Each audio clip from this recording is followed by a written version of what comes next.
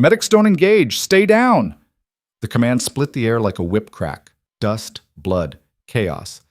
But then, the quiet woman they'd dismissed for weeks dropped her medical bag. Her fingers wrapped around a rifle lying in the dirt. One shot. Clean. Lethal. Then another. And another. 3 insurgents fell before anyone realized what was happening.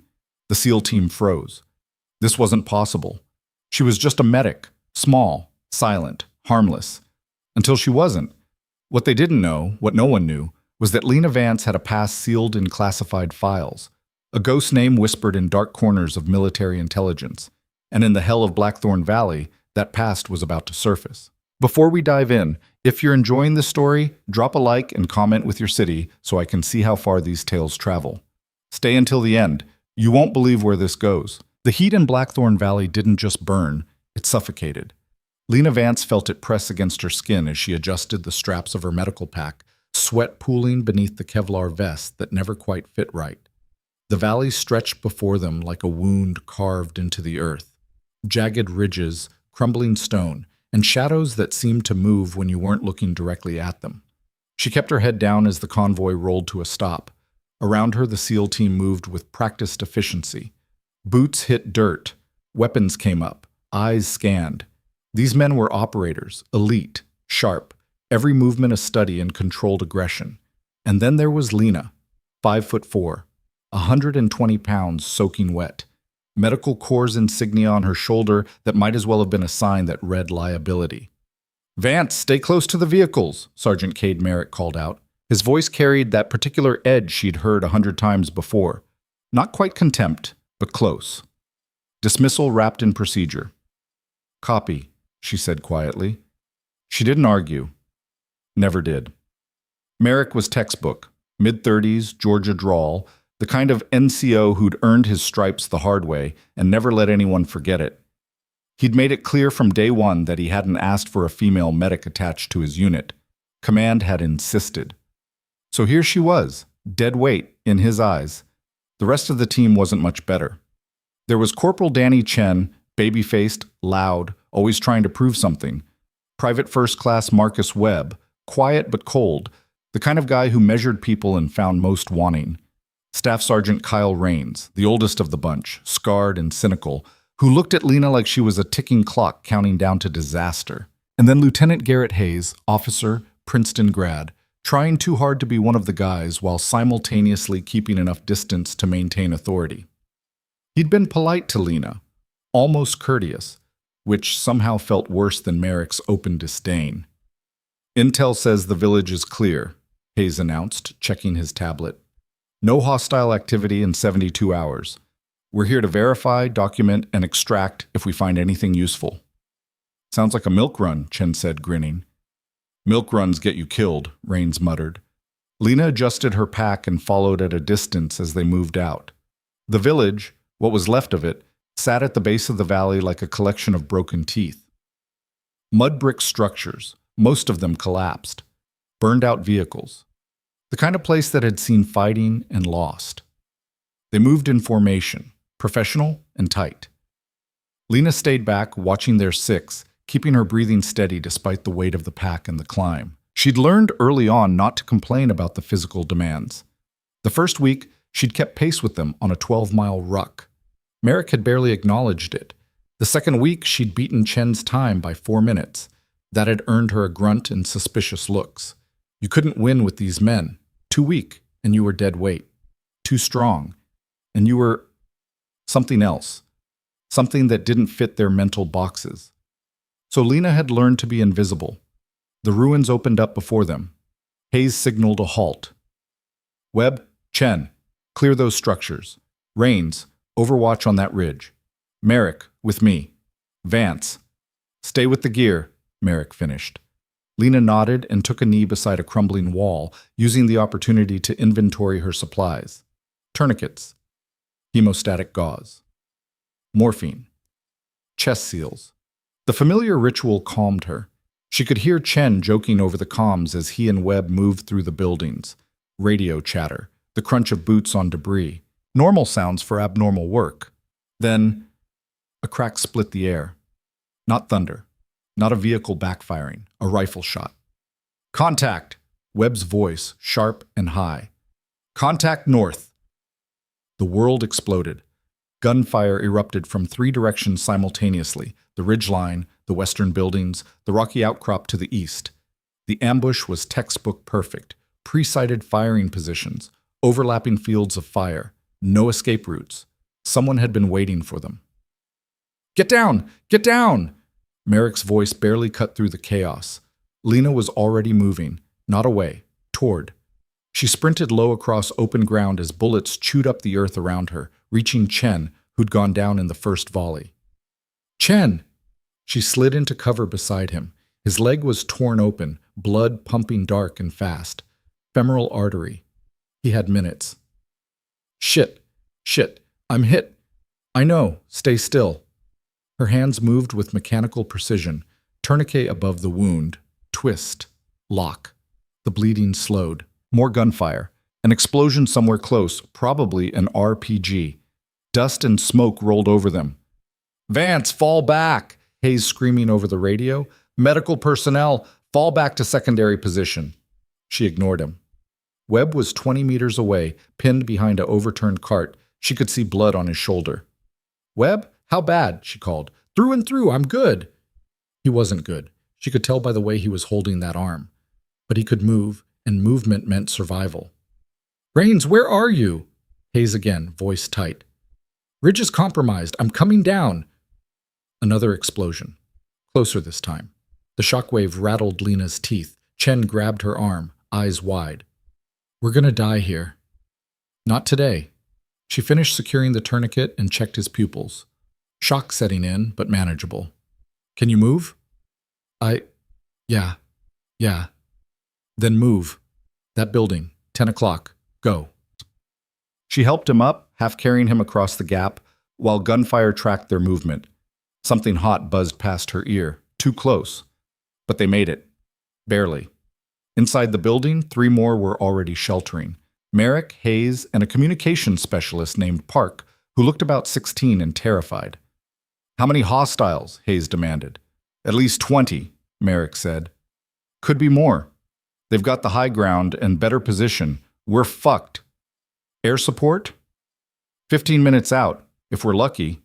15 minutes might as well be 15 hours. Lena was already working on Chen, starting an IV line, administering morphine. Her hands were steady even as the building shook from another near miss. Where's Rains and Webb? She asked. Webb's pinned in the eastern sector, Park said, voice shaking. Rains is, I don't know, lost comms. Hayes looked at Merrick. Options? We hold until air support arrives or we die trying. There's no third choice. There's always a third choice, Lena said quietly. They all turned to look at her. Excuse me? Merrick's voice dropped to something dangerous. Lena didn't look up from Chen's IV line. The attack came from 3 positions: North Ridge, West Buildings, East Outcrop. That's not random. They're forcing us into a kill box in the center. We know that, Hayes said, but they're overextended. Now she did look up. Her eyes moved between them, calm and clear. 20 fighters spread across 3 positions means maybe 6 or 7 per position. They're trying to pin us, not overrun us, which means they don't have the numbers for a direct assault. Silence. How the hell would you know that? Merrick asked. Lena returned her attention to Chen. I pay attention. Vance, if we shift position to the southern buildings, she continued, we collapse their firing triangle, force them to reposition. Buy time. Hayes studied her. That's actually not a bad tactical read. She's a medic, Merrick said flatly, not a strategist. She's also right, Hayes said. He keyed his radio. All units, prepare to move on my mark. Southern structures, leapfrog formation. The next 5 minutes were hell. They moved in pairs, covering each other, dragging Chen between positions while gunfire pursued them like a living thing. Lena stayed with the wounded, but her eyes never stopped moving, tracking fire patterns, noting reload times, watching the way shadows shifted on the ridgeline. Things other medics didn't watch, things they had no reason to watch. They made it to the southern building, an old market structure with thick walls and a partial roof. Better cover. Hayes had been right to trust her assessment, but the fighting intensified. An RPG struck the eastern wall, blowing a hole the size of a man through the stone. Debris rained down. Someone was screaming, "Park!" clutching his arm where shrapnel had torn through. "I got him!" Lena moved immediately, assessing the damage. Bad, but not critical. She worked quickly, bandaging, stabilizing. Rains appeared in the doorway, covered in dust and blood. "Rains!" Hayes waved him in. "Status?" Webb's down. Took another hit trying to reposition. He's alive, but he can't move on his own. "Can you get to him?" "Not without getting shredded." Merrick slammed his fist against the wall. "God damn it!" Lena stood. "Where is he?" "Northwest corner behind the burned-out truck," Rains said. "But it's a death run, completely exposed." She was already moving toward the door. "Vance, stop!" Hayes grabbed her shoulder. "That's suicide. He'll bleed out." "He's probably already He's not." She pulled free, her voice quiet but absolute. "I can hear him on the radio. He's calling for help. I'm going." "The hell you are." Merrick stepped in front of her. "You're a non-combatant.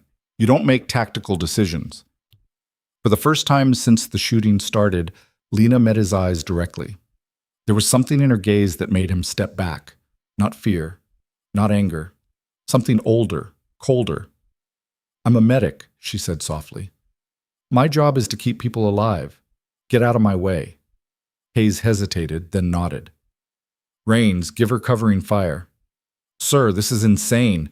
"Do it!" Lena checked her pack one more time, then took a breath.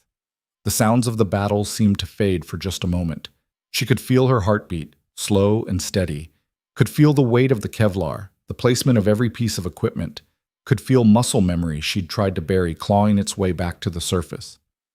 "On 3, Rains said, positioning himself by the window. 1, 2. She didn't wait for 3. Lena exploded through the doorway in a dead sprint. Gunfire erupted immediately, tracking her movement. She juked left, then right.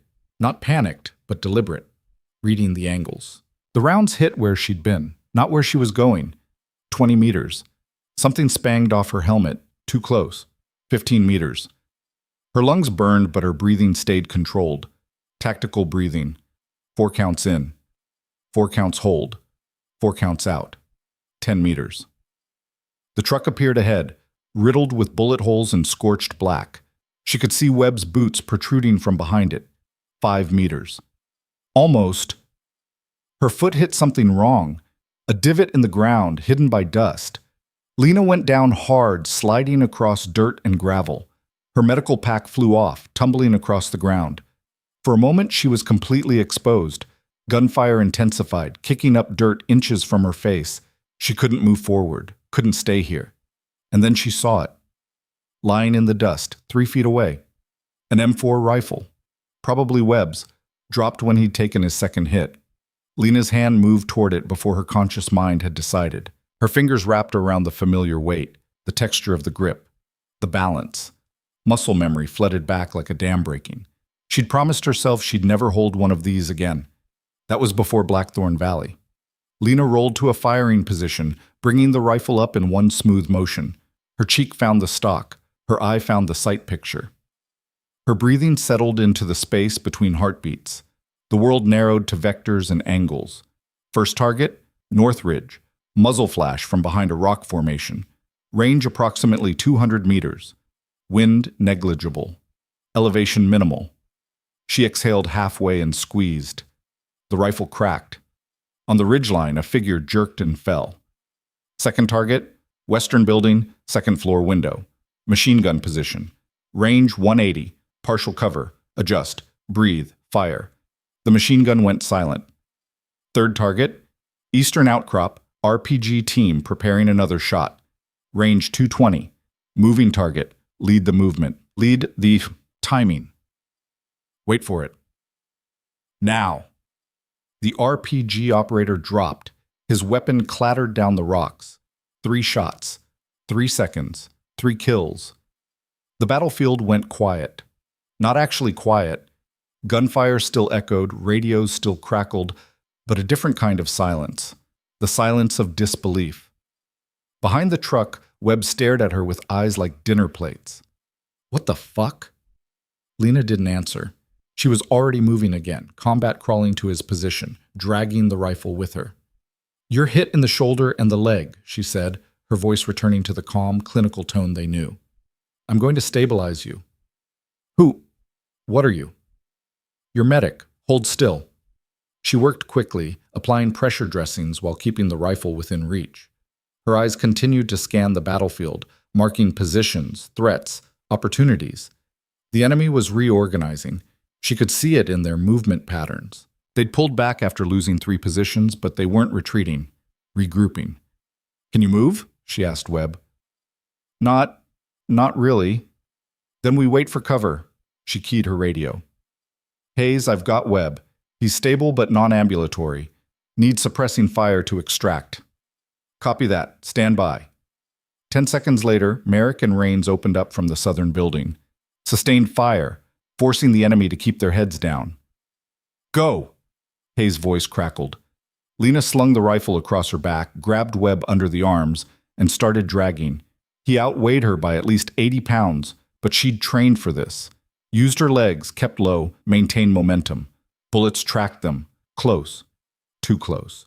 She was 15 meters from safety when she heard the distinctive thump of a mortar launch. Time seemed to slow. She looked up, calculated the trajectory in a fraction of a second. It was going to land directly on the southern building, where Hayes, Merrick, Rains, Chen, and Park were sheltering.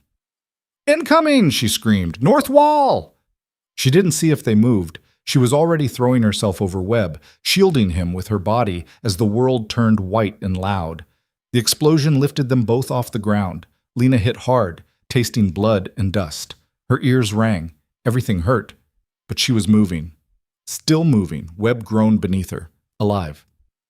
Stay down, she muttered, rolling off him. The southern building was half collapsed. Smoke poured from the interior. No. Lena forced herself up, stumbling toward the wreckage. Her vision swam, but she kept moving. Hayes! Merrick! A cough from inside. Then Rains emerged, supporting Hayes. Both covered in white dust, bleeding from a dozen small cuts, but mobile. Chen and Park are trapped, Rains gasped. The roof came down on the back half. Merrick? With them. He's trying to dig them out. Lena pushed past him into the smoky interior. The structure was unstable, creaking ominously with every movement. In the back corner, she could see Merrick frantically pulling at chunks of concrete. Merrick! He looked up, face streaked with blood and tears. I can hear them. They're alive, but I can't. The concrete's too heavy. More gunfire outside. The enemy was pressing the advantage, moving in now that their position was compromised. They had maybe 2 minutes. Lena assessed the situation with cold clarity. The roof collapse had created a pocket where Chen and Park were trapped, but the angle was wrong. The main support beam was holding most of the weight, but it was cracked. One wrong move and the whole thing would come down.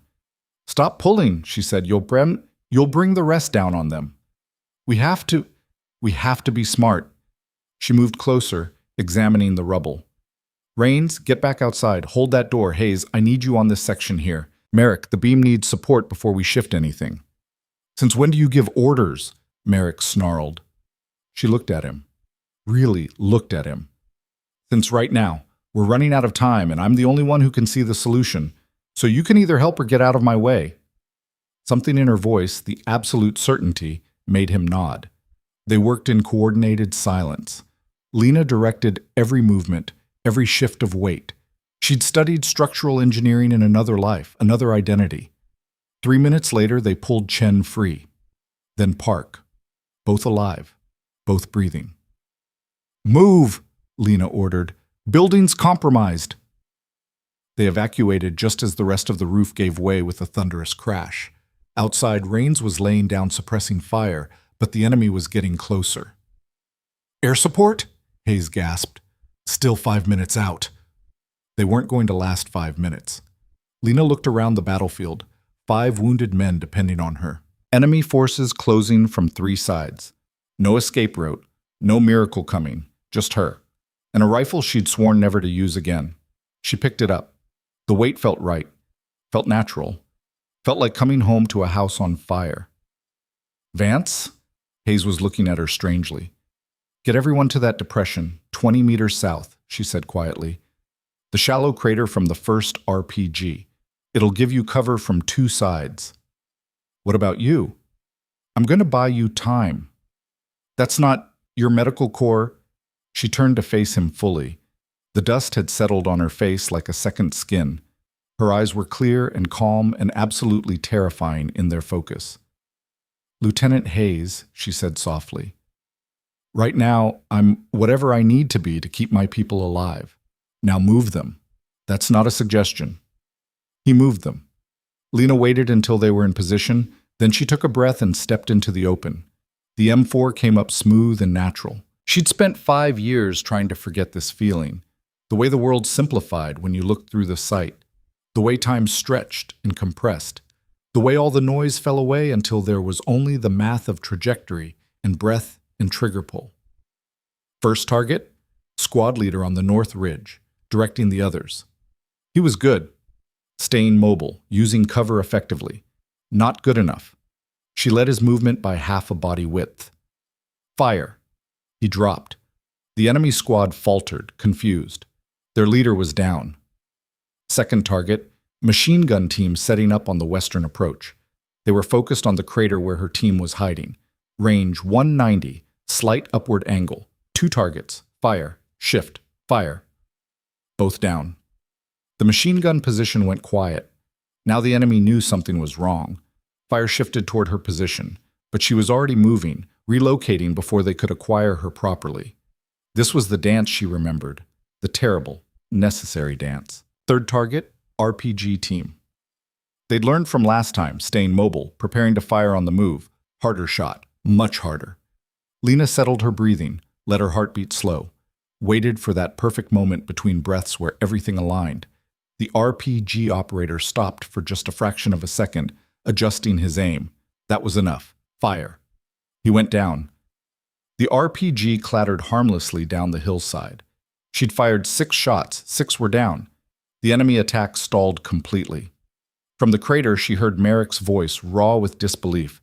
What the fuck is happening? She's happening, Webb said quietly. Whatever the hell she is. Lena repositioned again, finding new cover. Her body moved on pure instinct now, muscle memory from thousands of hours of training she'd tried to forget. The enemy regrouped, but they were cautious now. They'd lost too many too quickly to someone they couldn't locate properly. She used their hesitation, controlled the tempo, took shots only when they presented themselves, made each round count. 7, 8, 9. The battlefield belonged to her now. And then she heard it, the beautiful, terrible sound of rotors in the distance. Air support. The helicopters came in fast and loud, door guns opening up on the enemy positions. Within 30 seconds, the ambush had turned into a retreat. The hostiles scattered into the ridgelines like smoke. It was over. Lena lowered the rifle. Her hands were shaking now. Delayed reaction, adrenaline crash. She'd kept it together during the fight, but now, she dropped the weapon like it was poisonous and stumbled toward the crater. Her team was alive. All of them. Wounded, traumatized, but alive. Hayes was staring at her like he'd never seen her before. Because he hadn't. None of them had. Vance, he said slowly, what just happened? We survived, she said quietly. That's not... You're a medic. You don't... Those shots were... He couldn't seem to finish a sentence. Merrick stepped forward. His expression was unreadable. Who are you? The question hung in the air, heavy with implication. Lena looked down at her hands. They were covered in blood, some hers, some theirs. The same hands that had set IVs and applied tourniquets had just taken 9 lives. She'd spent 3 years running from what she'd been. 3 years choosing to heal instead of harm. 3 years trying to prove that people could change, that past didn't have to define future. And in one afternoon, all of that had crumbled. Not because she'd failed, because she'd succeeded. My name, she said slowly, is Lena Vance.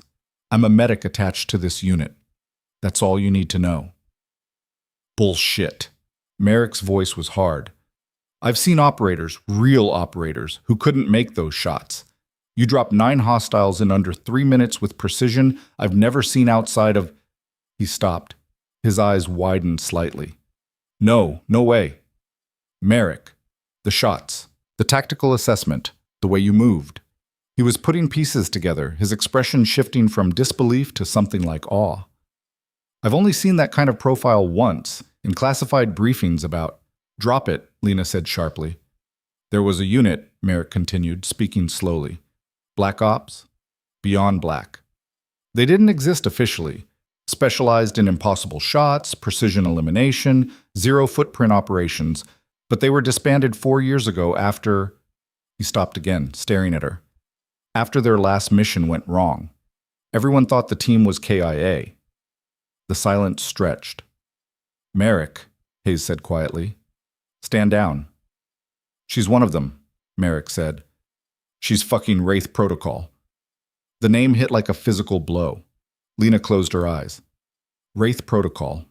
A designation she'd buried, a past she'd cremated and scattered, an identity she'd sworn was dead. But here, in the dust and blood of Blackthorn Valley, it had clawed its way out of the grave. Chen spoke up, his voice weak but awed. Wait, Wraith Protocol? Like the ghost snipers? The ones from the Kandahar extraction? The Seoul Embassy rescue? Those are legends. They can't be real. They're real, Rain said quietly. I saw the classified footage once. 3-man team, longest confirmed kills on record, 0 failures, ghosts. He looked at Lena with new eyes. Until Damascus. Damascus. The word tasted like ash. Lena opened her eyes. We don't talk about Damascus. Your whole team died in Damascus, Rain said. That's what the report said. Except, he gestured at her. You're here. I'm here, she repeated flatly. Because you ran? Merrick asked. Because I survived. Her voice was ice. There's a difference. The helicopters were landing now, medics rushing out with stretchers. The real cavalry had arrived, but Lena didn't move. She stood in the center of the battlefield, surrounded by men who'd dismissed her hours ago and now looked at her like she was something dangerous, something other. Hayes approached carefully, like you might approach a wild animal. Vance, Lena, we need to debrief this. Command is going to have questions. Let them ask. You saved us, all of us, but that kind of performance, it's going to raise flags. You understand that? I understand that I did my job. Your job as a medic? Merrick asked pointedly. She met his eyes. My job as whatever I needed to be to keep you alive. Fresh medics were loading Chen and Park onto stretchers. Webb was being treated by the helicopter corpsmen. The professional rescue operation swirled around them, but in this small circle, the world had shifted irrevocably. When we get back to base, Hayes said carefully, people are going to want answers. Then they'll be disappointed. Vance. I'm Lena Vance, Medical Corps, attached personnel. That's what my papers say. That's what my service record says. Anything else is speculation. Her voice was quiet but absolute. Are we clear? Hayes looked like he wanted to argue, but he just nodded. The helicopter ride back was silent. Lena sat in the back, still covered in dust and blood, watching the valley recede below them. Blackthorn Valley, where she'd tried to be someone new and ended up becoming someone old. The men kept glancing at her, not hostile, not even suspicious anymore, afraid, because they'd seen what she could do, what she could become when pushed, and that scared them more than any enemy ever could. As they approached base, Chen, high on morphine and blood loss, suddenly laughed, a slightly manic sound. What? Webb asked. We've been giving her shit for weeks, Chen said, calling her dead weight, saying she couldn't keep up. He laughed again. And she's been what? Pretending to be normal? Playing medic while she could do that? She wasn't pretending, Hayes said quietly. She is a medic. That's what she chose to be. After being a ghost, Rains added. Maybe she got tired of haunting, Webb said. Lena didn't contribute to the conversation. She stared out the window and thought about Damascus. Thought about her team, Marcus, Yuki, and Cairo. 3 of the best operators in the world, gone in 12 seconds because intel was wrong and extraction was late and politics valued deniability over lives. She'd survived by being better, faster, more ruthless than anyone else in that room. And she'd hated every second of it. That's why she'd buried Wraith Protocol. That's why she'd requested transfer to Medical Corps, taken the demotion, accepted the dismissal in doubt. Because healing was redemption. Because maybe if she saved enough lives, she could balance the scales. But Blackthorn Valley had proven what she'd always feared. You couldn't outrun what you were. You could only choose when to let it show. The base appeared ahead, rows of temporary structures, helipads, the controlled chaos of a forward operating base. As they landed, Lena could see a cluster of officers waiting. Word had already spread. The medic who fought like a ghost. The mystery with a rifle. The woman who'd saved an entire SEAL team and killed 9 hostiles in the process. This was going to complicate everything. Hayes touched her shoulder as they prepared to disembark. For what it's worth, thank you. You saved my men. Our men, she corrected quietly. Right. Our men. He paused. Are you going to be okay? Lena looked at him. Really looked at him. This lieutenant who'd tried to be kind, who'd trusted her tactical assessment when it mattered, who'd given the order that let her do what she did best. I don't know, she admitted. Ask me tomorrow. They stepped off the helicopter into a wall of questions, debriefings, medical checks, and the weight of revelation. But as Lena walked across the tarmac, blood-stained and exhausted, she felt something she hadn't felt in 3 years. Not pride, not satisfaction, just clarity. She'd spent so long trying to be someone else that she'd forgotten a simple truth. You don't get to choose between who you were and who you are. You only get to choose what you do with both. And Lena Vance, medic, ghost, survivor, was just beginning to figure out what that meant. The base hospital smelled like antiseptic and regret. Lena sat in a private room, not quite under arrest, but definitely under observation, while a doctor she didn't know checked her vitals. She'd refused sedation, needed to stay sharp.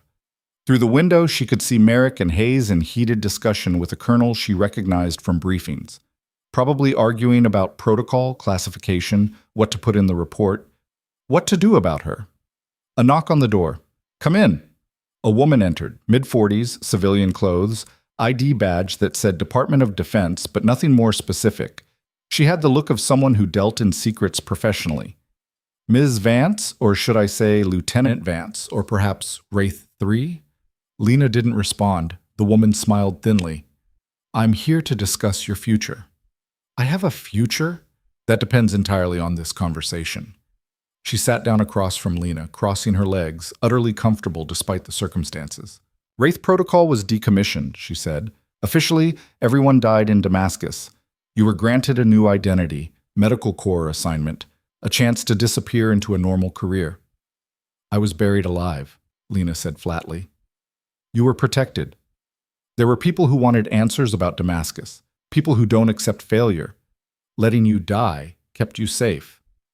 Until today. Until today, the woman agreed.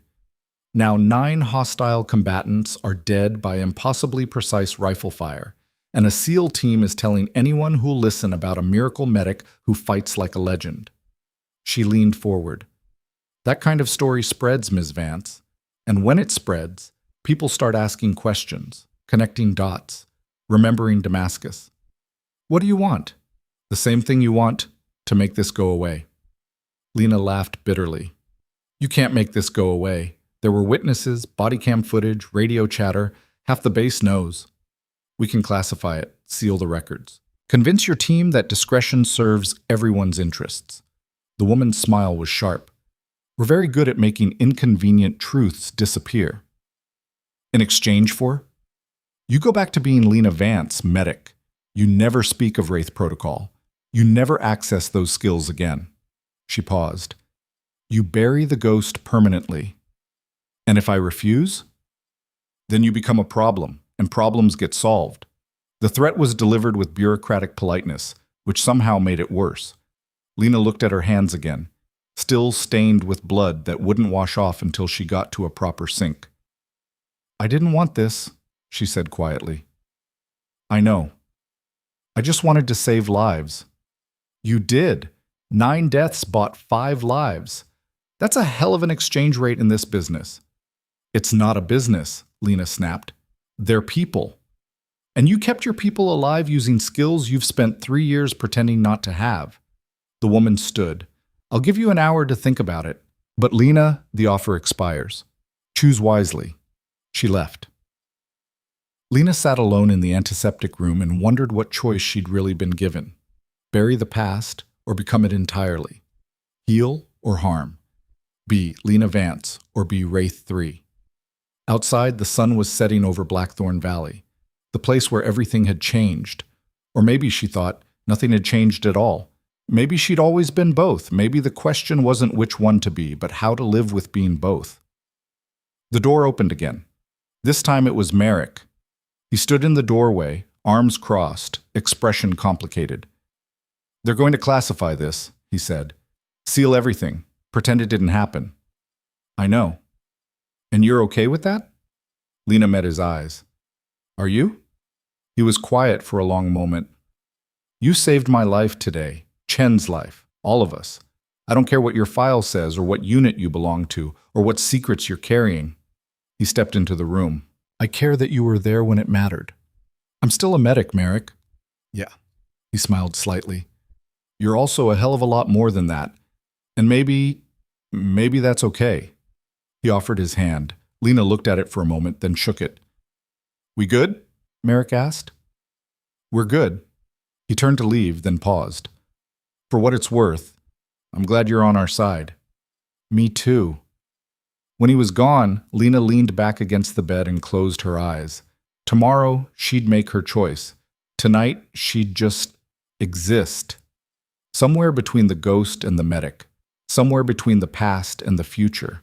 Somewhere in the blood-stained middle where real people lived real lives and made impossible choices. And she'd be okay with that. Maybe. The helicopters outside were still coming and going, bringing in wounded, evacuating critical cases, the endless churn of war. Lena listened to the rhythm of it, the familiar sounds of her chosen profession. But now, layered underneath, she could hear something else. The echo of rifle shots, the ghost of who she'd been. And for the first time in 3 years, she didn't try to make it go away. She just let it be. Part of her. Always. Them. End of part 1. The hour passed in silence, broken only by the rhythmic beep of medical equipment and distant rotor wash. Lena sat motionless, her mind running calculations that had nothing to do with medicine. Risk assessment, probability matrices, the math of survival in a world that dealt in secrets and silence. The woman from the Department of Defense returned exactly 60 minutes later. Punctual, professional, predictable. Have you made your decision? Lena stood slowly, feeling every bruise and strain from the day's events. I have conditions. The woman's eyebrow arched. You're not in a position to negotiate. Then you're not in a position to make this disappear. Lena's voice was calm, measured. Because if you bury this completely, the men in that valley will talk. They'll ask questions, push back. But if you let me stay, if you let me keep being exactly who I've been for 3 years, they'll move on. Stories fade. Legends become rumors. Rumors become nothing. A long pause. What are your conditions? I stay with Medical Corps. Same assignment, same unit. Lena held the woman's gaze. And you leave my team alone. No interviews, no pressure, no mysterious reassignments that make them wonder what you're hiding. That's it? That's everything. The woman studied her with the clinical detachment of someone who'd spent years reading people for a living. You really just want to be a medic. Yes. After what you did today?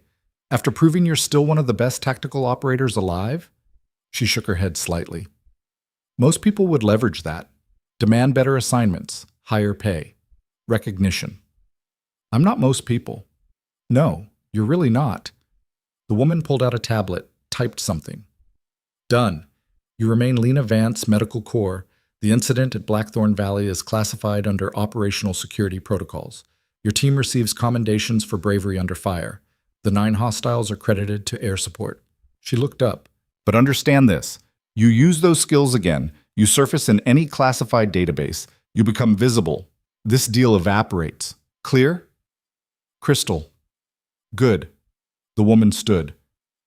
For what it's worth, Ms. Vance, I think you're making a mistake. The world needs people like you doing what you do best. The world has enough ghosts, Lena said quietly.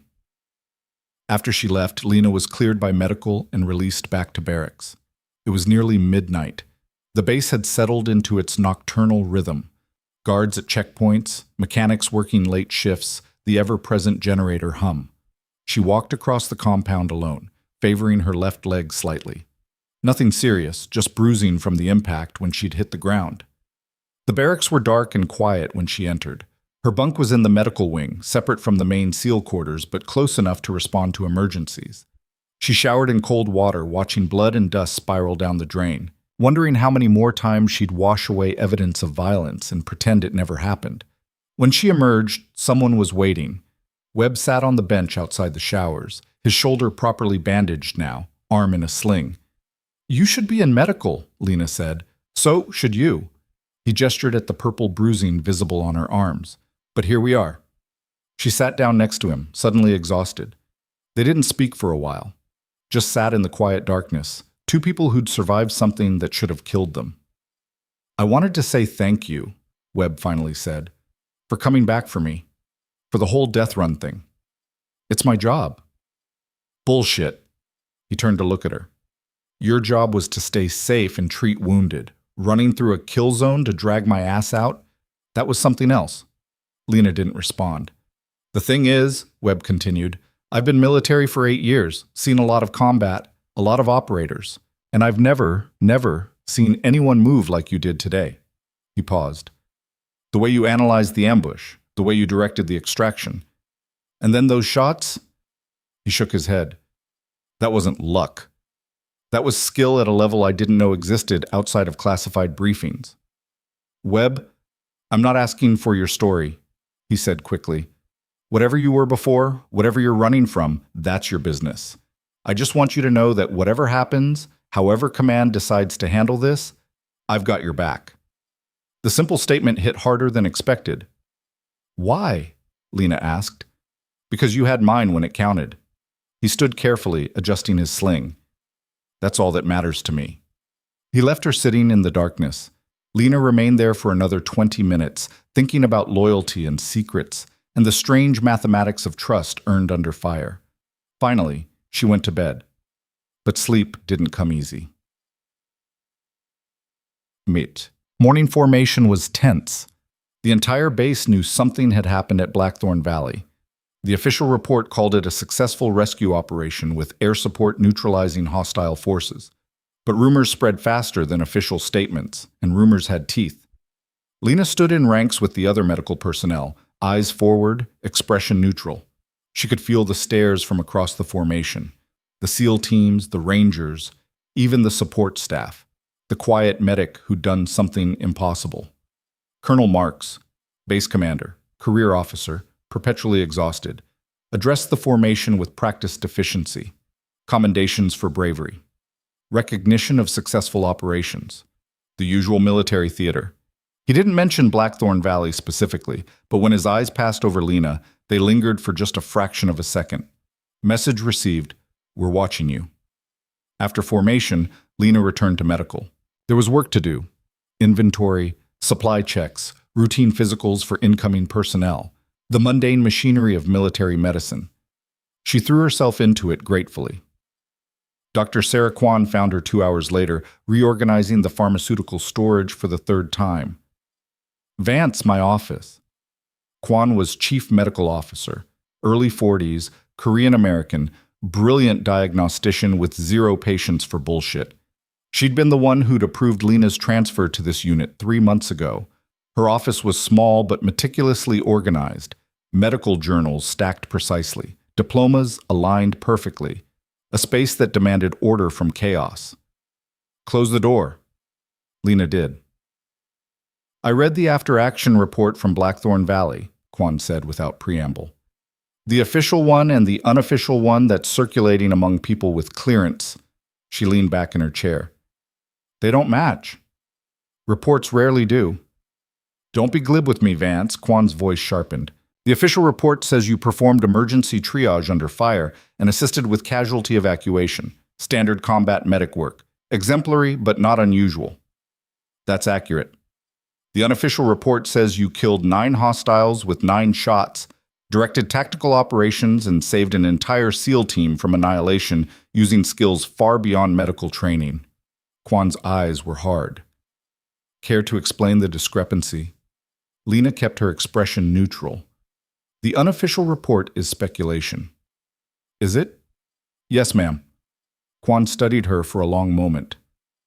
I approved your transfer because your record was impeccable. Top of your class in advanced trauma care. Exemplary field evaluations. Strong recommendations. She paused. But your record only goes back 3 years. Before that, nothing. Like you didn't exist. I existed, just not in military medicine. Where then? Private sector medical work. Overseas. Which company? I'd have to check my files. Lena, Quan's voice dropped the rank formality. I'm trying to help you here, but I can't protect someone I don't understand, and right now I don't understand you at all. The admission was surprising, honest. Lena made a decision. What do you want to know? The truth. The truth is classified above your pay grade and mine. Lena met her eyes directly. But what I can tell you is this. I'm a good medic. I care about my patients. I follow protocols. And yesterday, I did what was necessary to keep people alive. That's all. By shooting 9 people. By doing what was necessary, Lena repeated. Quan was quiet for a long time. Then she nodded slowly. Okay. Here's what's going to happen. You're going to continue your duties exactly as before. Same schedule, same responsibilities. But you're also going to attend mandatory counseling sessions with the base psychologist. It's not optional. Combat exposure requires psychological evaluation. That's protocol. Quan's expression softened slightly. And between you and me, talking to someone might help. Whatever you're carrying, Vance, it's heavy. I can see it. Lena wanted to argue, but Quan was right, and they both knew it. When do the sessions start? Tomorrow, 800, Dr. Martinez. He's good. Former combat medic himself. Quan stood, signaling the end of the meeting. And Vance, for what it's worth, I'm glad you were there yesterday. Whatever your background, whatever skills you used, you saved lives. That's what matters. Lena left the office feeling strangely lighter. The rest of the day passed in routine, treating minor injuries, updating medical records, teaching a class on tourniquet application to new arrivals. Normal, boring, exactly what she wanted. But normal didn't last. Around 1600 hours, Merrick appeared in medical. We need to talk. They walked to the perimeter of the base, an area near the western fence where the noise from generators masked conversation. Command is asking questions, Merrick said without preamble. They're being subtle about it, but they're digging, talking to everyone who was at Blackthorn Valley, trying to piece together what actually happened. Let them dig. Vance, you don't understand. These aren't regular officers. These are intelligence types, the kind who ask questions they already know the answers to, just to see if you'll lie. Then I won't lie. What will you tell them? That I did my job.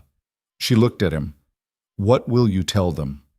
Merrick was quiet for a moment, staring out at the desert beyond the fence. The truth. That you saved our asses using skills I've never seen before. That you're either the luckiest medic alive or something else entirely. He turned to face her. But I'll also tell them that I trust you. That whatever you were before, you're one of us now. You don't know what I was before? I can guess. Wraith Protocol. Black Ops. The kind of shit that gets buried so deep even the people who ordered it forget it existed. He shrugged. But here's the thing. I don't care. You could be a foreign agent, a war criminal, a fucking alien for all I care. Yesterday you kept my men alive. That's enough for me. The simple loyalty was almost painful. Thank you, Lena said quietly. Don't thank me yet. This isn't over. Merrick checked his watch. There's a debriefing at 1900 hours. Mandatory for everyone who was at Blackthorn Valley. Intelligence officers running it. I'll be there. Good. He started to leave, then paused. And Vance? Whatever happens in that room, remember that you don't owe them anything except the truth as you choose to tell it. The debriefing room was sterile and windowless, designed for classified conversations. Lena arrived exactly on time. The rest of the team was already there: Hayes, Merrick, Rains, Chen in a wheelchair, Webb, and Park. They all looked uncomfortable in the fluorescent lighting. 2 intelligence officers sat at the front, a man and woman, both in civilian clothes, both radiating the particular authority of people who answered to acronyms, not ranks. The man spoke first. "I'm Agent Carlson. This is Agent Reeves. We're here to conduct a formal debriefing of yesterday's incident at Blackthorn Valley." "We already filed reports," Hayes said. "We're aware. This is to clarify certain inconsistencies." Carlson opened a tablet. "Lieutenant Hayes, walk us through the engagement from your perspective." Hayes did. His account was professional, thorough, and carefully edited. He mentioned Lena's medical work, her tactical suggestions, her assistance with casualty evacuation. Nothing about the shooting, nothing about Wraith Protocol. "And the hostile casualties?" Reeves asked. "Air support," Hayes said smoothly. "Helicopter gunships arrived and neutralized the ambush. According to the air support crews, they arrived after the hostile advance had already been broken. Their engagement was cleanup, not primary action." Silence. "The battlefield was chaotic," Hayes said. "I may have misremembered the exact timing." Carlson turned to Merrick. "Sergeant, your account mentions that Specialist Vance provided tactical analysis during the engagement. Can you elaborate?" "She pointed out that the ambush was overextended, suggested we reposition to collapse their firing triangle." Merrick's voice was flat, giving nothing away. "It was a good read. Probably saved our asses." "Specialist Vance has no tactical training in her file." "She's observant." "Apparently." Reeves made a note. "What about the hostile casualties? Your position had line of sight to several of the bodies. Did you observe how they were killed?" "Rifle fire. Precision shots." "From air support?" Merrick met her eyes. "I was focused on not dying, ma'am. Didn't have time to conduct forensic analysis." The questioning continued for an hour. Each team member gave variations of the same story, careful truths wrapped in strategic omissions. They protected Lena without lying outright. It was beautiful in its coordination. Finally, Carlson turned to Lena. "Specialist Vance, you've been quiet." "I didn't have much to add, sir. My focus was medical treatment. According to multiple accounts, you ran through active fire to reach Private Webb. That's considerably beyond standard medical protocols. He needed help. You could have been killed. So could he." Reeves leaned forward. "Let's talk about your background, Specialist. Your service record shows you joined Medical Corps 3 years ago. Before that, nothing. No civilian employment, no education records beyond a high school diploma. It's like you didn't exist." "I existed, just not in systems you have access to." "What does that mean?" Lena chose her words carefully. "It means my previous employment was in sectors that maintain their own records independently. Private security, contract work, nothing illegal. Just separate. Can you provide documentation?" "The companies I worked for no longer exist. Acquisitions, mergers, records lost in transitions." It wasn't entirely a lie. Wraith Protocol's cover companies had been dissolved after Damascus. "Convenient. Common, actually. The private sector churns constantly." Carlson pulled up something on his tablet. "Specialist Vance, have you ever received training in precision marksmanship?" "I qualified expert with standard service weapons." "That's not what I asked." "Then no, sir. No specialized training."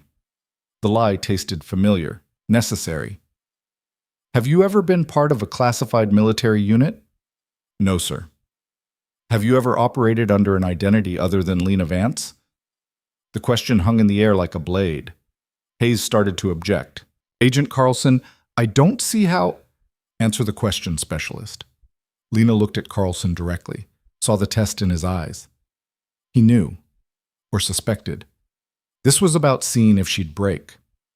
"Everyone operates under different identities," she said calmly. "Daughter, soldier, medic. We're all wearing masks depending on context. If you're asking whether I've ever used a different legal name, no, I was born Lena Marie Vance, and that's who I've always been. It was technically true. Wraith 3 had been a designation, not a name. Reeves and Carlson exchanged glances. That's all for now, Carlson said. We may have follow-up questions. You're all dismissed. The team filed out in silence. Once they were clear of the building, Hayes exhaled hard. That was a fishing expedition, Raines finished. They're looking for something specific. Looking for me, Lena said quietly. Then they didn't find you, Webb said firmly, because we all told them the same thing. You're our medic. Period. Chen wheeled himself closer. Are we going to have a problem? Like, are they going to keep digging until something breaks? Probably, Lena admitted. People like Carlson and Reeves don't give up easy. They'll keep pushing until they get answers or get told to stop. So what do we do? Park asked. We do our jobs, Merrick said. We train, we deploy, we trust each other, and we don't give them anything to grab onto. He looked at each of them in turn. We clear? Nods all around. Good. Dismissed. As the others dispersed, Hayes pulled Lena aside. This isn't sustainable, he said quietly. Sooner or later, someone's going to figure out who you really are. Maybe. And when they do, then I deal with it. She met his eyes. But until then, I'm just your medic, nothing more. You're a lot more than that. To you, to the team, but to command, to intelligence, I'm just a specialist with good instincts who got lucky in a firefight. She smiled slightly. That's the story. Stick to it. Hayes nodded slowly. For what it's worth, I'm glad you're here. Whatever your past, you're exactly who we need now. He walked away, leaving Lena alone in the gathering darkness. She stood there for a while, watching the base settle into evening routines, guard changes, chow hall filling up, the comfortable rhythms of military life. This was what she'd wanted, what she'd fought for, a normal existence doing meaningful work. But Blackthorn Valley had fractured that carefully constructed normalcy. Now she existed in a liminal space, not quite exposed, not quite safe, walking a tightrope between identities while everyone watched to see if she'd fall. The next morning, Lena reported to Dr. Martinez's office at precisely 800. He was younger than expected, maybe 35, with warm brown eyes and the kind of easy manner that put people at ease professionally while revealing nothing personally. Specialist Vance, please sit. His office was deliberately informal, comfortable chairs instead of clinical furniture, ambient lighting instead of fluorescence, bookshelves filled with psychology texts mixed with fantasy novels. Dr. Quan mentioned you were combat medic, Lena said, settling into a chair. 4 years, Iraq and Afghanistan. Saw some shit, learned some things, decided I could help people better this way. He smiled. But we're not here to talk about me. What are we here to talk about? Whatever you want. These sessions are confidential unless you present a clear danger to yourself or others. He leaned back. So, how are you doing after Blackthorn Valley? Fine. Really? Really? Martinez was quiet for a moment. Let me try a different approach. I read the medical report. You sustained multiple contusions, a mild concussion, and lacerations from debris. You ran through active gunfire multiple times. You witnessed extreme violence, and you're telling me you're fine? I'm used to it. Used to combat? Used to things going wrong and having to adapt. Where did you learn that adaptability? And there it was, the gentle probe, the therapeutic equivalent of Carlson's interrogation. Life, Lena said simply. You either adapt or you break. I chose to adapt. That's a very tactical way of viewing trauma. I'm a very tactical person. Martinez smiled slightly. Yes, I've gathered that. He pulled out a notepad. Paper, not digital. Old school. Let's talk about yesterday. Not the official version, just what happened from your perspective. Lena considered lying, deflecting, but something about Martinez's manner, the genuine interest, the lack of judgment, made her want to try honesty, within limits. We were ambushed, she said. The team was pinned. People were wounded. I did what I was trained to do. Which training, medical or tactical? Both. Most medics don't receive tactical training at the level you apparently demonstrated. Most medics don't have my background. Which is? Lena met his eyes. Classified. Even in therapy? Especially in therapy. She paused. Look, Dr. Martinez, I appreciate what you're trying to do, but there are things I can't talk about. Not won't, can't. Legal restrictions, security protocols, ND, as that would make your head spin. I understand, but trauma doesn't care about classification levels. His voice was gentle but firm. Whatever you experienced, whatever you did, it leaves marks. And those marks don't heal just because you bury them in paperwork. I'm aware. Are you? Because from where I'm sitting, you look like someone who spent years building walls so high you've forgotten what it's like to not live in a fortress. The observation was uncomfortably accurate. Lena was quiet for a long moment. What if the walls are necessary? For what? Survival, sanity, keeping the people around me safe. Safe from what? From who I used to be. The admission surprised her. She hadn't meant to say it. Martinez leaned forward slightly. Who were you? Someone dangerous. And now? Someone trying not to be. They sat in silence, not uncomfortable, just present. Lena, Martinez said eventually, I'm not here to tear down your walls or force you to reveal classified information, but I'm here to help you process what happened at Blackthorn Valley, and maybe, if you're willing, to help you figure out how to integrate all the different versions of yourself into something sustainable. You think that's possible? I think you're already doing it. The question is whether you're doing it in a way that serves you or just serves the mission. Lena didn't have an answer for that. The session ended with Martinez scheduling weekly appointments and Lena feeling simultaneously exposed and oddly relieved. As she left his office, her radio crackled.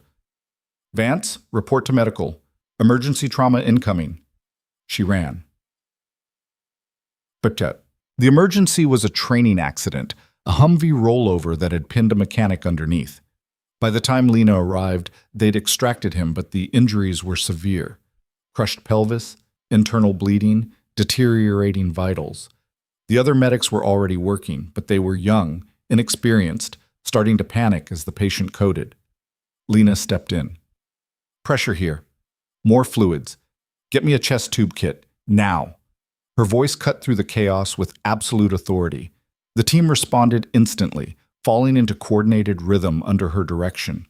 She worked with clinical precision, stabilizing, assessing, making split-second decisions that came from years of experience they didn't know she had. 20 minutes later, the patient was stable enough to evacuate to the surgical facility. Dr. Quan had watched the whole thing from the doorway. Where did you learn to run a trauma like that? She asked as they scrubbed out. Medical school, field work, experience. You're a specialist. You shouldn't have that level of command presence. Should I have let him die? Of course not, but Lena, that wasn't just good medicine. That was battlefield surgery at a level I've only seen from doctors with decades of experience. Quan's eyes were sharp. What aren't you telling me? That I'm really good at my job? That you're overqualified for this position by about 3 pay grades and 10 years of experience. She paused. Which raises the question, why are you here? Because this is where I want to be. Why? Lena pulled off her gloves and met Quan's gaze. Because I spent a long time doing work that killed people. Now I want to do work that saves them. That's all. It was the most honest thing she'd said to anyone in 3 years. Quan studied her for a long moment, then nodded slowly. Okay, I can accept that. She started to leave, then paused. But Lena, whatever you're running from, make sure it doesn't catch up and hurt the people around you. I'm trying. Try harder. That evening, Lena was in the mess hall when Chen wheeled up to her table. Mind if I join? It's a free country. He positioned his wheelchair and grabbed his tray. So I've been thinking, dangerous. About Blackthorn Valley, and something doesn't add up. Lena continued eating. What's that? The shots that killed those 9 guys. I was there, remember? Half-conscious from blood loss and morphine, but there. And I heard them. He leaned forward. They were too precise, too fast, not random fire. Not lucky shots, each one deliberate, calculated. Maybe the air support was better than we thought. Bullshit. I've worked with air support. Helicopter door guns spray and pray. They don't make surgical strikes. He paused. But you know what does? Snipers. Really, really good snipers. Lena set down her fork. Where are you going with this, Chen? Nowhere, just thinking out loud. He met her eyes. Thanks for saving my life, both the medical part and the other part. There was no other part. Right. No other part. He grinned slightly. My mistake. He wheeled away, leaving Lena alone with her thoughts and the growing realization that her secrets had too many witnesses. Later that night, unable to sleep, she went to the firing range. It was empty at 0200 hours. Just her and the targets and the weight of muscle memory demanding release. She checked out a standard M4, loaded a magazine, and stepped to the line. The rifle felt wrong in her hands. Too light. Too familiar. Too much like coming home to a house that had burned down.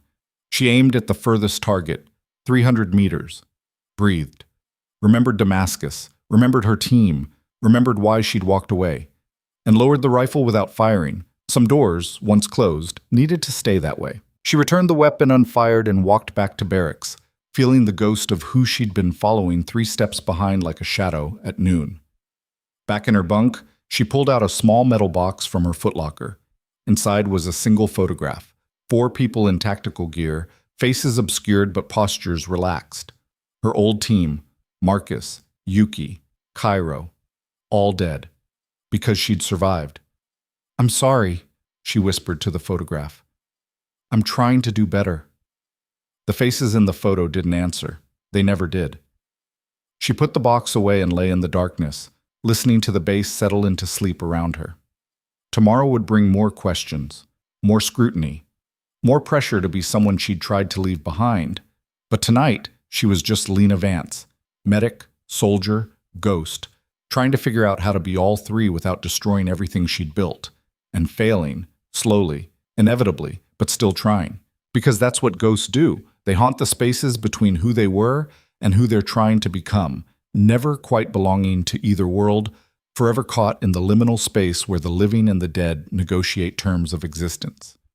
And Lena Vance was the best negotiator she knew, even if the terms kept changing, even if the cost kept rising, even if, deep down, she knew that sooner or later the past would demand payment in full.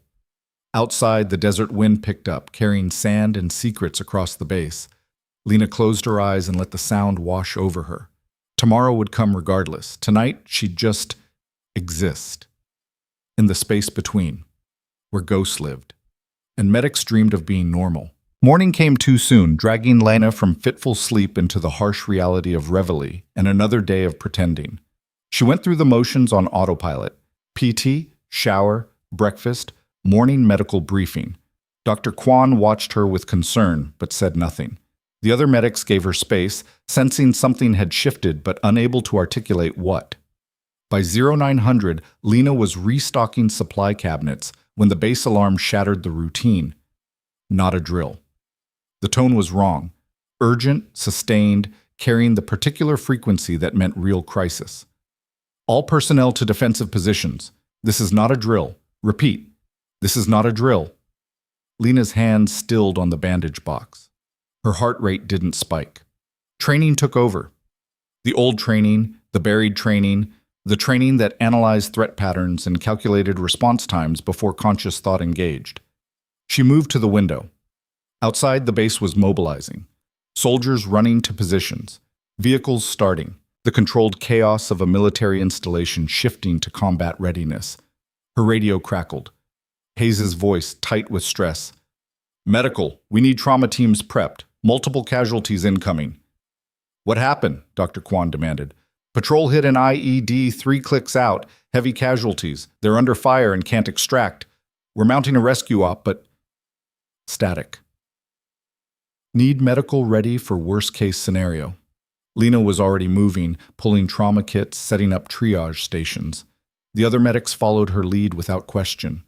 Muscle memory from Blackthorn Valley. They'd learned to trust her instincts.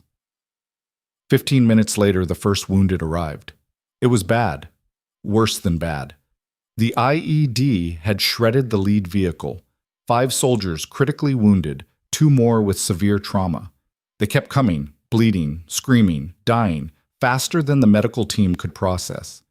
"I need more hands!" "Doctor," Quan shouted, elbow deep in a chest cavity trying to stop arterial bleeding. "Room 2, another medic called. "He's coding." Lena split her focus, stabilizing one patient while directing another medic through emergency procedures, her voice calm and absolute even as blood soaked through her scrubs. But more wounded kept arriving. The rescue team had extracted the patrol, but taken casualties in the process. The enemy had rallied, pursuing the retreat, turning extraction into running firefight. "Vance, I need you on this one," Quan gestured to a soldier with traumatic amputation, bleeding out fast. Lena moved immediately, her hands working with practiced precision.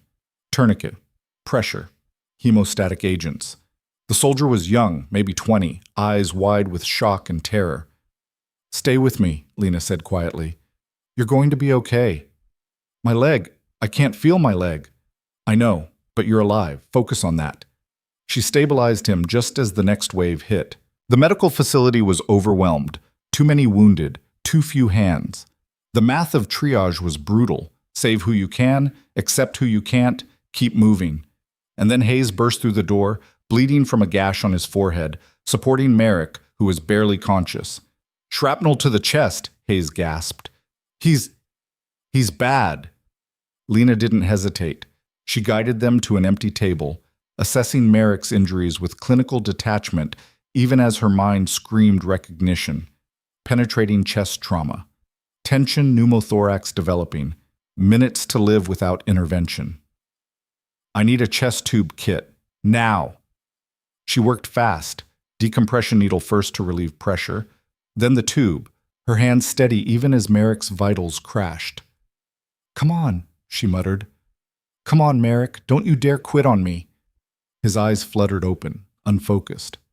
"Vance?" "Save your breath, literally. The others, Webb and Rains, are still out there." "What?" Hayes leaned against the wall, exhausted. "The enemies dug in at grid Alpha 7. We got most of the patrol out, but Webb and Rains were separated. They're pinned down, maybe a click from base. We can't get air support. Weather's closing in, and we don't have enough operational personnel for another extraction." "How many hostiles?" "Unknown. At least 15, maybe more." Lena's hands continued working on Merrick, but her mind was already running scenarios. 2 men pinned. Unknown enemy force, limited rescue capacity, deteriorating weather. The math was bad. "What's command doing?" she asked. "Trying to organize a team. But everyone who's not wounded is holding defensive perimeter. The enemy's testing our lines. They think we're vulnerable." Hayes' voice was bitter. "They're not wrong." Merrick grabbed Lena's arm, his grip surprisingly strong. "You have to get them. Webb and Rains, they're good men. They're..." He coughed, blood on his lips. "Shut up and breathe," Lena ordered, adjusting the chest tube. "You're not dying today. Promise me. Get them out."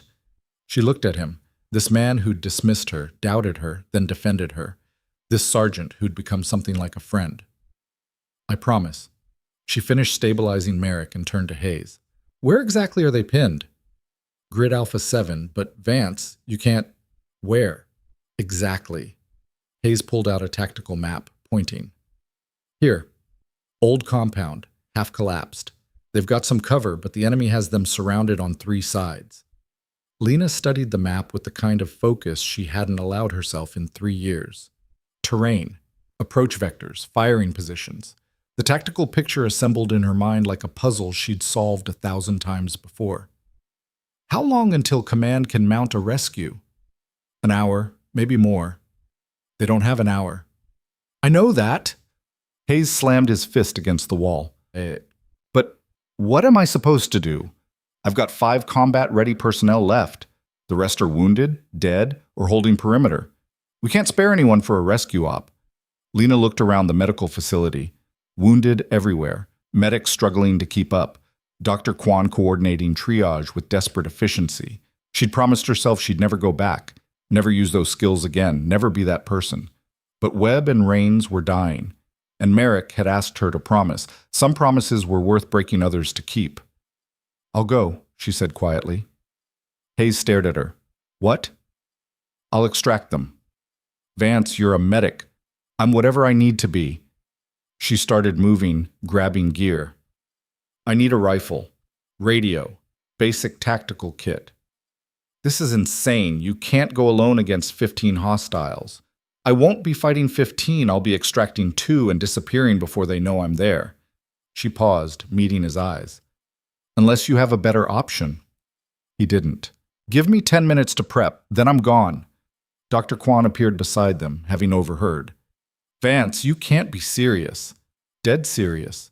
You'll be killed." "Maybe, but Webb and Rains will definitely die if someone doesn't try." Lena turned to face her.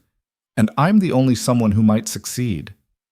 "Why? Because of Blackthorn Valley? That was luck." "It wasn't luck." Lena's voice was quiet but absolute. "It was training, skill, experience. Things I've spent 3 years pretending I don't have. But I do have them. And right now, 2 men need them to survive." Quan studied her face, reading something there that made her step back. "You're really going to do this?" "Yes." "Then take someone with you. Hayes, or—" "No. This is a stealth extraction, not an assault. More people means more noise, more variables, more risk." Lena was already moving toward the armory. "I work better alone." Hayes followed her. "At least let me coordinate from here. Give you radio support." "Fine. But understand something, Lieutenant. Once I'm out there, I'm running this op my way. You don't like my calls, you can file a complaint after I bring them home." She said it without arrogance, just fact. Hayes nodded slowly. "Bring them home, Specialist." "That's the plan."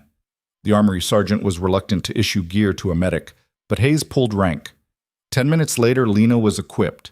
M4 with suppressor, sidearm, tactical vest, radio, basic provisions. She checked each piece of equipment with practiced efficiency, her body remembering routines her mind had tried to forget.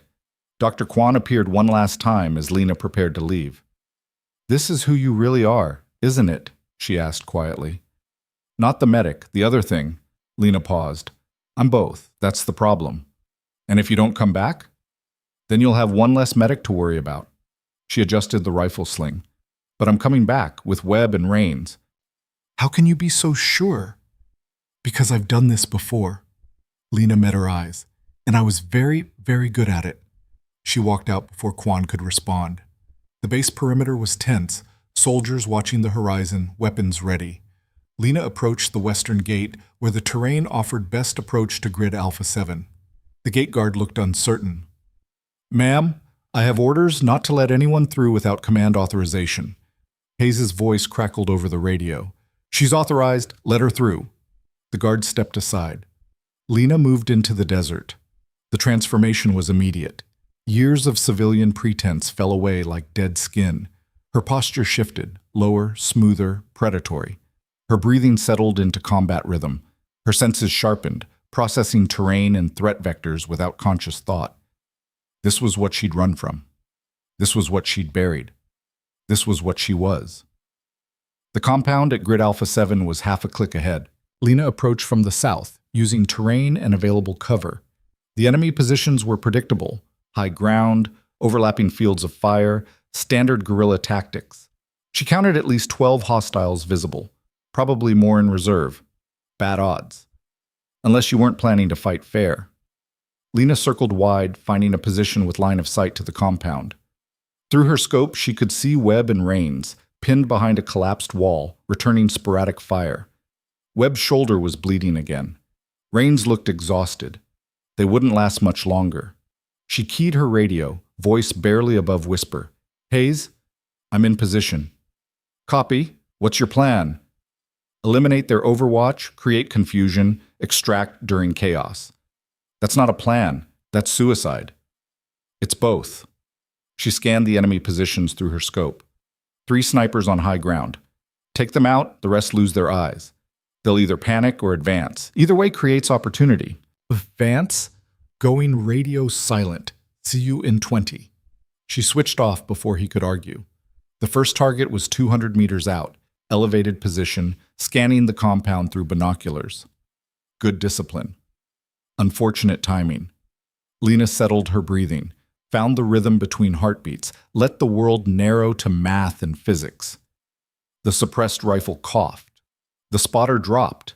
No one noticed immediately. The suppressor in distance made it seem like he'd just ducked down, but Lena was already repositioning, finding new angle on the second sniper.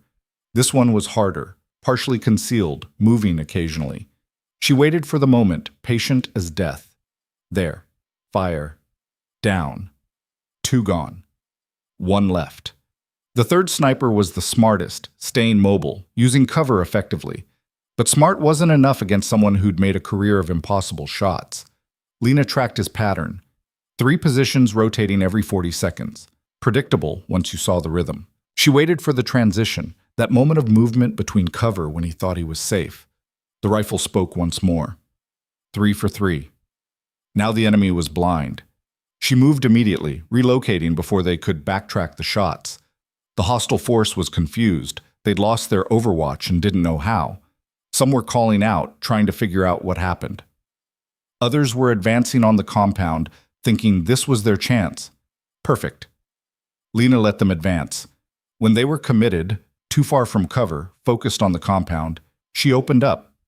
Not spray and pray. Precision fire. Each shot deliberate. Each target selected for maximum psychological impact. She dropped the point man first. Then the squad leader. Then the heavy weapons specialist carrying the RPG. The enemy formation collapsed into chaos.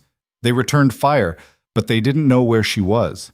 Their rounds hit dirt 50 meters from her position while she calmly relocated again.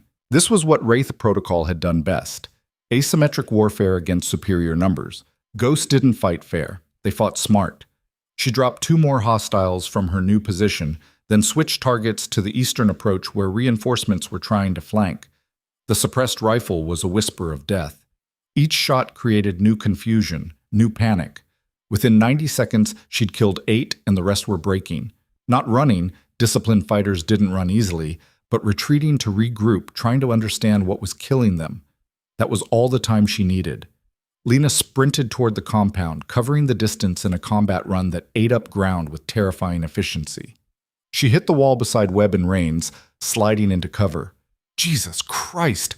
Webb jerked around, weapon coming up before recognition hit. Vance? Time to go. She was already assessing his injuries. The shoulder wound had reopened. Can you run? Yes. What the hell are you doing here? Saving your ass, again. She turned to Rains. Status? Low on ammo. Legs hit, but I'm mobile.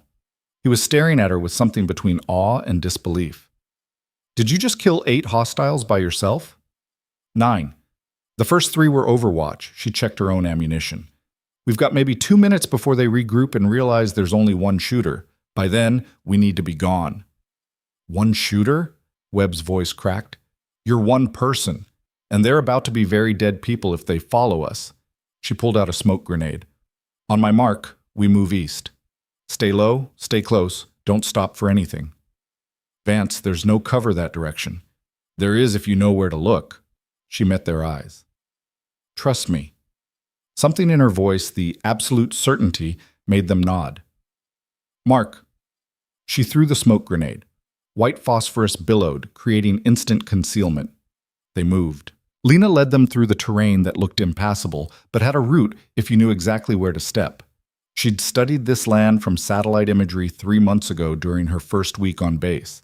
Standard operational procedure from her old life, gathering tactical intelligence even when she hoped never to use it. Old habits died hard, especially when they kept you alive. They covered 50 meters before the enemy realized what was happening. Gunfire erupted behind them, but they were already into the ravine system Lena had identified, a network of natural trenches that provided cover and concealment. Keep moving! She brought up the rear, occasionally turning to fire suppressing shots that kept pursuers cautious. Webb was struggling, his shoulder bleeding freely. Rains was limping badly despite his claims of mobility. They weren't going to make it at this pace. Hayes, Lena keyed her radio. Need emergency extraction at Grid Alpha 9.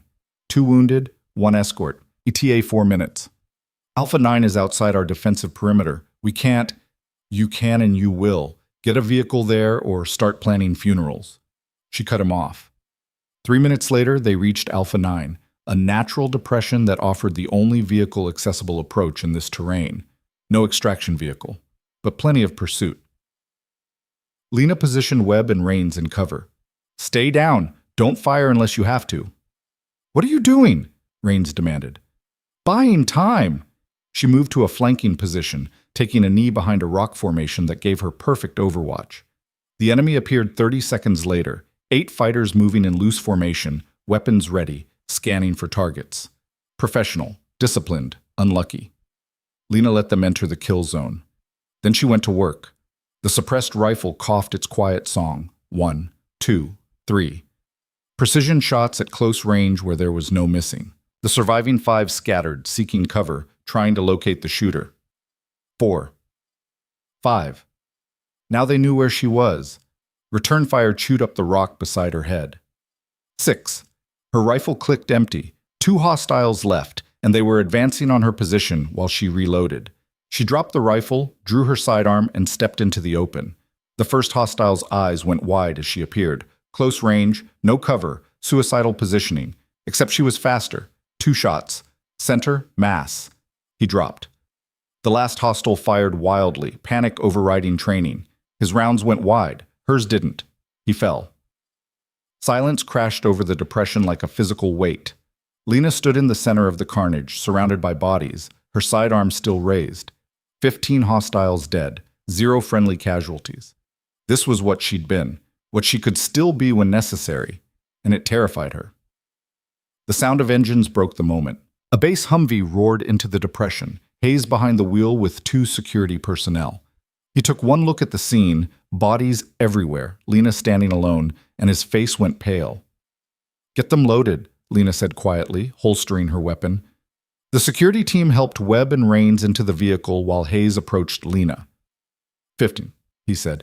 You killed 15. 16 if you count the one from the initial ambush patrol. Her voice was flat, clinical. But who's tracking? Vance, can we discuss this after we're not in a combat zone? They loaded up and drove back to base in tense silence. The base medical facility erupted into controlled chaos when they arrived. Dr. Quan personally took charge of Webb and Rains, shouting orders while shooting Lena looks that promised later conversation. Lena helped transfer the wounded, then tried to slip away. Hayes caught her arm. My office. Now. His office was small and utilitarian. He closed the door and turned to face her. What the hell was that? A successful extraction. You killed 16 people. I saved 2. She met his eyes. Would you prefer different math? Hayes ran his hand through his hair, pacing. Command is going to lose their minds. Carlson and Reeves are going to come down on this like a hammer. And He stopped, looking at her. I don't even know what to put in the report. The truth. Specialist Vance conducted emergency extraction of 2 pinned personnel under hostile fire. That's not, you single-handedly eliminated an entire hostile force using tactics and skills that don't exist in your official record. Then maybe my official record is incomplete. That's not funny. I'm not joking. Lena's exhaustion was catching up with her, the adrenaline crash, the weight of what she'd done. Lieutenant, I did what needed to be done. 2 men are alive because of it. If Command has a problem with my methods, they can file it with my next performance review. This isn't about performance reviews. This is about... He struggled for words. You're not who you claim to be. Everyone knows it now. The entire base saw you leave alone and come back with 2 wounded and a body count that would make a special forces team jealous. So what do you want me to say? That I lied? That I'm more than a medic? She stepped closer. Fine. I'm more. I've always been more. And today, that saved lives. Are you going to punish me for it? Hayes was quiet for a long time. No, but I can't protect you from what's coming. I'm not asking you to. A knock on the door. Park's voice. Lieutenant, Command wants you in the briefing room. Now. Hayes and Lena exchanged glances. This is it, he said quietly. Whatever happens next, I'll handle it. They walked to the briefing room together. Colonel Marks was there. So were Carlson and Reeves. And a new face, a woman in a dark suit with the kind of bearing that screamed classified authority. "Specialist Vance," Mark said. "Sit down." She sat.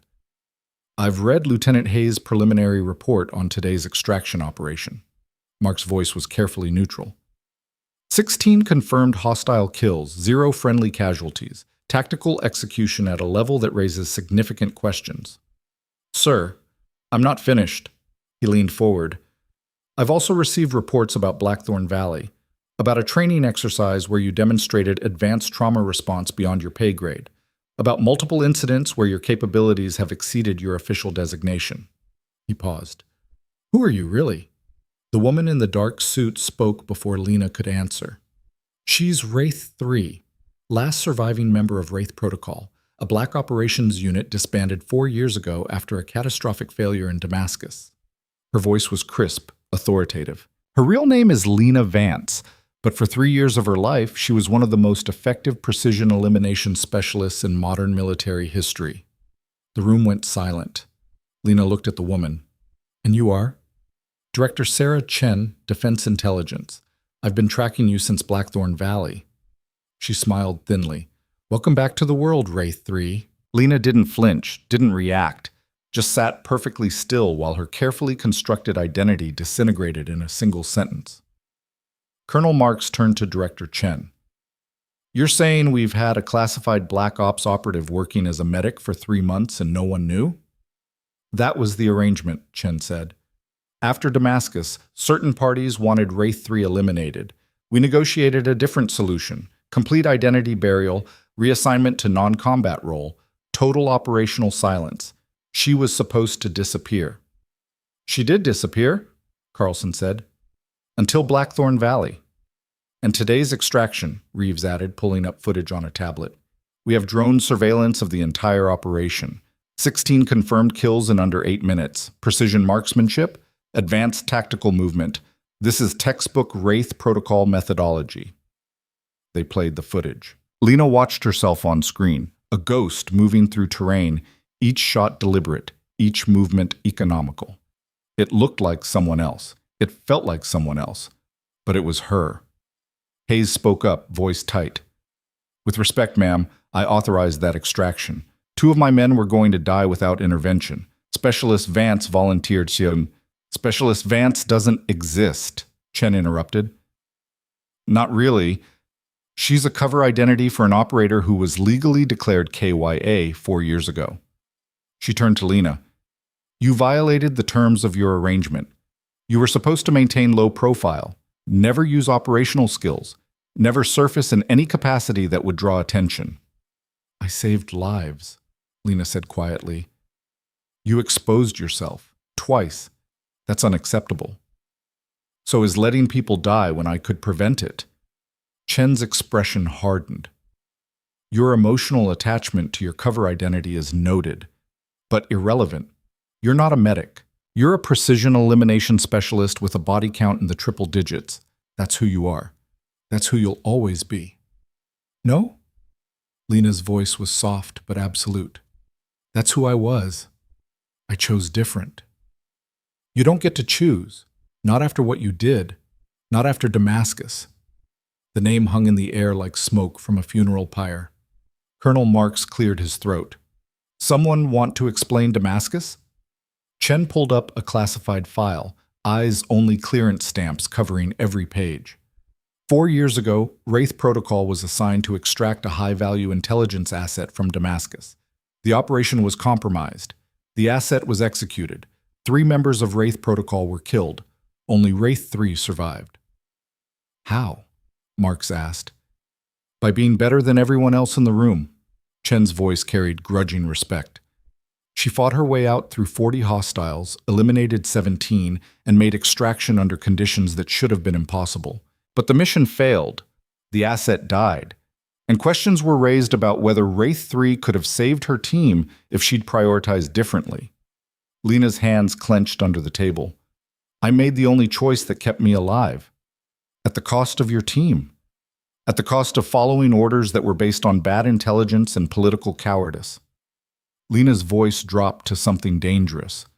We were hung out to dry, told extraction was minutes away when it was hours, told the building was clear when it was a trap. My team died because someone in a safe office made decisions without understanding the ground truth. That's not how the official report reads. The official report is a lie designed to protect careers. Lena met Chen's eyes, and we both know it. Silence stretched taut. Carlson leaned forward. If the operation was compromised, how did you survive? The after-action report says the building was leveled by airstrike 20 minutes after initial contact. I was good at my job, Lena said flatly. I killed everyone between me and the exit, then I ran. When the building came down, I was already 2 blocks away bleeding out in an alley. She paused. Marcus, Yuki, and Cairo weren't. They stayed to complete the mission while I secured the extraction point. They followed orders. I didn't. You abandoned your team, Reeves said. I survived. Lena's voice was ice. There's a difference. Hayes spoke up again. With respect, what does any of this have to do with what happened today? Vance, Wraith 3, whatever you want to call her, saved 2 of my men. The methods are irrelevant. The methods are everything, Chen said. Wraith Protocol was disbanded because their operations became liability. Too high profile, too many questions. We couldn't maintain deniability. She looked at Lena. And now you've created exactly the same problem. Twice. So what's your solution? Lena asked. Another burial? Different cover identity? Or do we skip the pretense and you just eliminate the problem permanently? The threat was delivered calmly, without inflection. Chen smiled slightly. There's a third option. Which is? Reactivation. The word dropped like a bomb. No, Lena said immediately. You don't have a choice. I always have a choice. Not anymore. Chen pulled up another document. Your arrangement was conditional on maintaining absolute obscurity. You violated that condition twice, which means the terms are void. And that means you revert to your original status, active operator, defense intelligence asset, subject to deployment as needed. I won't do it. Then you go to prison for desertion, fraud, and about 15 other charges I can manufacture. Chen's voice was pleasant, conversational. Or worse, I declassify your file and let certain interested parties know that Wraith 3 is alive. The same parties who wanted you dead 4 years ago. How long do you think you'd survive? Lena's jaw tightened. You're threatening me. I'm offering you a choice. Return to operational status or face consequences. Chen stood. You have 24 hours to decide. She walked out, leaving silence in her wake. Colonel Marks exhaled slowly. This is above my pay grade. Way above. He looked at Lena. Specialist. I don't even know what to call you. Lena works. Lena, I don't know what's going to happen here, but until someone tells me different, you're still assigned to this base and under my command. Are we clear? Yes, sir. Good. Dismissed. Lena stood, but Hayes caught her arm. Wait outside. I need to talk to the colonel. She stepped into the hallway, leaning against the wall, feeling the weight of exposure settling on her shoulders like wet concrete. Footsteps approached. Merrick, chest bandaged but mobile, walking with careful precision. You're supposed to be in medical, Lena said. So are you. He leaned against the opposite wall. I heard what happened. The extraction. 16 hostiles. 17 if you count the math. Jesus. He was quiet for a moment. Webb and Rains are alive because of you. They're alive because I broke every rule I set for myself. Some rules need breaking. Merrick studied her. I also heard what happened in there. The whole Wraith Protocol thing. News travels fast. Base this size? There are no secrets. He paused. Is it true? Damascus? All of it? Lena was quiet for a long time. Yes. And you've been living as a medic because I wanted to save lives instead of taking them. Because I was tired of being a weapon someone else aimed. Because I thought maybe I could be something different. She laughed bitterly. Guess that didn't work out. I don't know. You saved a lot of lives these past 3 months. Blackthorn Valley, today. All the routine medical work. Merrick pushed off the wall. Seems like you succeeded at being what you wanted. until circumstances demanded you be what you were. And now I'm right back where I started. Are you? Because from where I'm standing, you're the only person who gets to decide what you are. He started walking away, then paused. For what it's worth, I'm glad you're both. The medic and the ghost. We need both. He left her standing in the hallway with too many thoughts and no good answers. The door opened. Hayes emerged, expression troubled. Walk with me. They moved through the base in silence, heading toward the perimeter. The sun was setting, painting the desert in shades of amber and blood. What did Mark say? Lena asked. That this is a political nightmare and he wants no part of it. Hayes stopped at the fence, looking out at the endless sand. But between you and me, he's impressed. Said if half his personnel had your skills and judgment, we'd have won this war years ago. That doesn't help my situation. No, it doesn't. Hayes turned to face her. But maybe I can. I've been authorized to make you an offer. I've already had one offer today. This one's different. Colonel Marks wants to keep you here, in medical, but with expanded responsibilities, tactical medical consultant, training new corpsmen, advising on high-risk extractions. He paused. Basically, you'd be exactly what you've been, but with formal recognition of your other skills. And Chen? Marks will fight her. Make the case that you're more valuable here than in whatever Black Ops hole she wants to throw you in. Hayes' expression was serious. But it only works if you want it. If you're willing to integrate both sides of yourself instead of choosing one. Lena looked out at the desert, thinking about the past 3 years. The careful construction of normalcy. The daily choice to heal instead of harm. And the past 2 days, where that choice had been stripped away. I don't know if I can be both, she admitted. Every time I pick up a rifle, I remember why I put it down. Damascus, my team. All the people I couldn't save because I was too busy killing. You saved 5 people at Blackthorn Valley, 2 today. How many more over the past 3 months in routine medical care? Hayes moved closer. You're not just one thing, Vance. None of us are. The question isn't whether you can be both. It's whether you're willing to accept that you already are. The words settled into her chest like a key finding its lock. What happens if I say yes? Marks backs you. You stay here, keep your cover as specialist. But we all know what you really are. And when situations demand it, situations like today, you do what needs to be done. Hayes smiled slightly. Think of it as being our secret weapon who happens to be really good at bandaging cuts.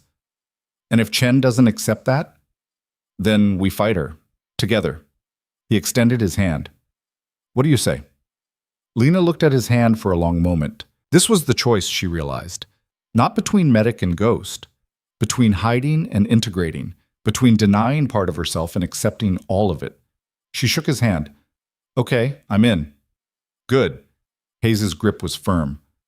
Now let's go tell Chen to shove her reactivation order where the sun doesn't shine. They found Director Chen in the officers' quarters, reviewing files on her laptop. Director, Hayes said, we need to talk about your offer. There's nothing to discuss. Wraith 3 has 24 hours to decide. She's already decided. The answer is no. Chen looked up, expression neutral. Then she accepts the consequences. Actually, Colonel Marks said, entering behind them, she accepts my offer. Specialist Vance is being reassigned to expanded medical duties with tactical consultation responsibilities. She remains under my command, on this base, doing exactly what she's been doing. That's not your decision to make. It absolutely is. She's assigned to my base. That makes her my responsibility. Marks pulled out his own tablet. I've already filed the paperwork with Central Command, copied to Defense Intelligence Oversight Committee. You want to fight this, Director, you'll need to go through proper channels. Chen's expression hardened. You're making a mistake. Maybe, but it's my mistake to make. Mark's voice was steel wrapped in courtesy. Specialist Vance has proven herself an invaluable asset to this base. Medical, tactical, leadership. I'm not letting you bury that in some black site because you can't handle the fact that she chose different. She's a security risk. She's a decorated soldier who saved more lives in 3 months than most personnel do in entire careers. Mark stepped closer. And if you have a problem with that, take it up with my CO. Until then, she stays. Chen looked between them, calculating. Then her expression shifted to something almost amused. You really think you can protect her? I think we can try, Hayes said, and I think you're all fools. Chen closed her laptop. But fine. Keep your ghost, Medic. When this blows up in your faces, don't say I didn't warn you. She walked out without another word. Marks waited until she was gone, then exhaled heavily. That woman is going to be a problem. She already is a problem, Hayes said. True, but a problem for tomorrow. Marks turned to Lena. Specialist Vance, report to medical. You're still on duty. Yes, sir. And Vance, welcome to the circus. Try not to shoot anyone unless absolutely necessary. I'll do my best, sir. Back in medical, Dr. Quan was waiting. My office, now. They sat in the small, organized space. Quan didn't speak for a full minute, just studied Lena with clinical detachment. Wraith Protocol, she finally said. Precision elimination specialist. Damascus survivor. Secret identity. She laughed, but there was no humor in it. And here I thought you were just an overqualified medic with a mysterious past. I'm sorry I lied. You didn't lie. You just omitted about 90% of relevant information. Quan leaned back. The question is, can I trust you? I've never lied about my medical capabilities, never cut corners on patient care, never let my past interfere with my duties. Lena met her eyes. I'm a good medic, Dr. Quan. That's not false. It's just incomplete. Incomplete. Quan considered the word. That's one way to put it. She pulled up Lena's personnel file. I'm updating your official duties. You'll continue standard medical rotation, but you're also now tactical medical consultant, which means when operations go sideways, you're authorized to do whatever's necessary to keep people alive. Using both skill sets. Using every skill set you have. Because frankly, this base needs someone who can stitch wounds and eliminate threats with equal competence. Quan's expression softened slightly. But Lena, if you ever lie to me again about anything that affects my ability to do my job, I will make your life a living hell. Are we clear? Crystal.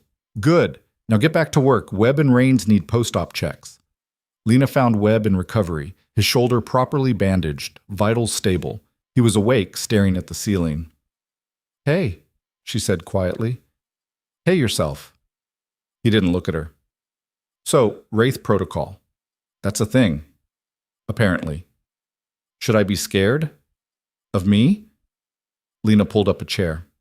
No, I'm the same person I was yesterday. Are you, though? Now he did look at her. Because yesterday, I thought you were just our medic. Quiet, capable, safe. Today I find out you're some legendary Black Ops ghost with a body count that makes action movies look tame. Does it change anything? Webb was quiet for a long time.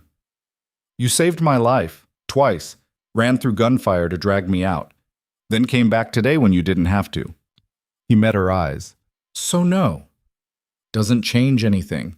You're still the person who risked everything to keep me breathing. That's who you are to me. The simple acceptance was almost painful. Thank you, Lena said quietly. Don't thank me yet. Base is going crazy. Everyone knows now. You're going to be dealing with a lot of attention. He wasn't wrong. Over the next week, Lena's life transformed in ways both subtle and overt. Soldiers who'd never spoken to her now nodded in hallways. Officers sought her tactical input on operations. The younger medics watched her work with new respect, tinged with unease. She was no longer invisible, but she was also no longer entirely trusted. Dr. Martinez noticed during their next session, "You seem tense." "I'm always tense. More than usual." He set down his notepad. "Talk to me about integration. How's it going?" Define going. Are you finding balance between your identities, or is one overwhelming the other? Lena considered the question. I'm learning that they're not separate. They never were. I just wanted them to be. Why? Because accepting that I'm both means accepting that I'm comfortable with violence, that some part of me is good at it, maybe even likes it. She paused. That's a hard thing to admit when you're trying to be someone who heals. But you are both. Healer and warrior. Those aren't contradictions, they're complementary. Martinez leaned forward. The ancient Greeks understood this. Paeon, deity of healing, was also called upon in battle. Healing and fighting were two sides of the same coin, both about preserving life. By taking it, by protecting it. Sometimes protection requires force. That doesn't make you a monster. It makes you complete. The words resonated in ways Lena wasn't ready to examine. 2 weeks after the extraction, Chen returned. She found Lena in the medical bay, teaching a class on emergency thoracotomy. Specialist Vance, a word. They stepped into a private room. "I've reviewed the situation," Chen said without preamble, "and I'm withdrawing my reactivation order." Lena blinked. "You are?" "Don't misunderstand. I still think you're wasted here. But Colonel Marks made a compelling case, and frankly, the political capital required to force the issue isn't worth the return." She pulled out a document. "However, there are conditions." "Of course there are. You remain on this base. You don't take assignments outside established parameters without clearance. You keep your head down and your profile low." Chen's eyes were hard.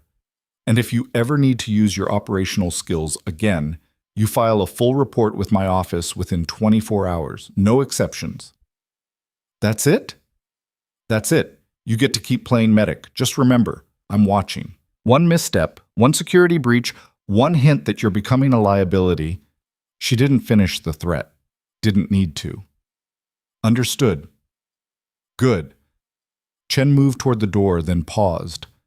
"For what it's worth, Vance, Damascus wasn't your fault. The intelligence failure, the abandoned extraction, your team dying, none of that was on you." "Then why does it feel like it was?" "Because you're a soldier. We always carry the weight of the ones we couldn't save." Chen's expression was almost sympathetic.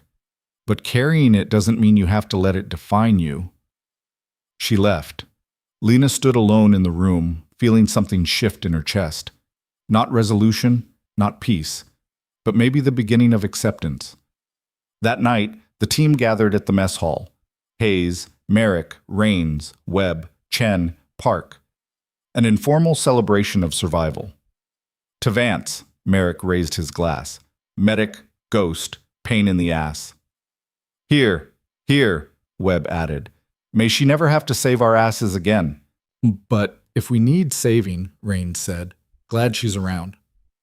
They drank, talked, laughed about near-death experiences with the particular gallows humor of people who'd survived them. Lena sat quietly, listening, being present, being part of something. Hayes leaned over. "You good?" "Getting there. That's all anyone can ask." Later, walking back to barracks under a sky full of desert stars, Lena felt the accumulated weight of 3 years beginning to shift. She wasn't just a medic. She wasn't just a ghost. She was both. And maybe that was okay. The past would always be there. Damascus. Wraith Protocol. The people she'd lost and the person she'd been. But the present was here too. Real. Solid. Full of people who knew what she was and accepted her anyway. That had to count for something. Back in her quarters, she pulled out the photograph of her old team one last time. Marcus. Yuki. Cairo. "I'm still trying," she told them, "to honor what you taught me, to use these skills the right way, to be someone you'd be proud of." The faces in the photo didn't judge. They never had. She put the photo back and lay down, feeling exhaustion pull her toward sleep. Tomorrow would bring new challenges, new questions, new opportunities to prove she could be both healer and warrior without losing herself in either. But tonight, she just existed. In the space between identities, where the ghost and the medic met, and maybe, just maybe, found peace. Outside, the base settled into its nocturnal rhythm. Guards patrolled, generators hummed, the machinery of war ground on. And in Medical Bay Room 7, Specialist Lena Vance slept the sleep of someone who'd finally stopped running from herself. The war wasn't over. Her past wasn't resolved. The future remained uncertain. But for the first time in 4 years, she wasn't facing it alone. And that made all the difference. Morning light filtered through the barracks window, pulling Lena from the deepest sleep she'd had in years. For a moment, just a moment, she forgot where she was. forgot the weight of exposure, forgot the complicated reality of being both medic and ghost. Then memory returned, and with it, acceptance. She rose, dressed, and headed to morning formation like she had every day for 3 months. But today felt different. The sidelong glances from other soldiers carried less suspicion, more curiosity. Some even nodded in acknowledgement. Small shifts, but shifts nonetheless. Dr. Quan caught her after formation. Conference room, 10 minutes. Bring coffee, you'll need it.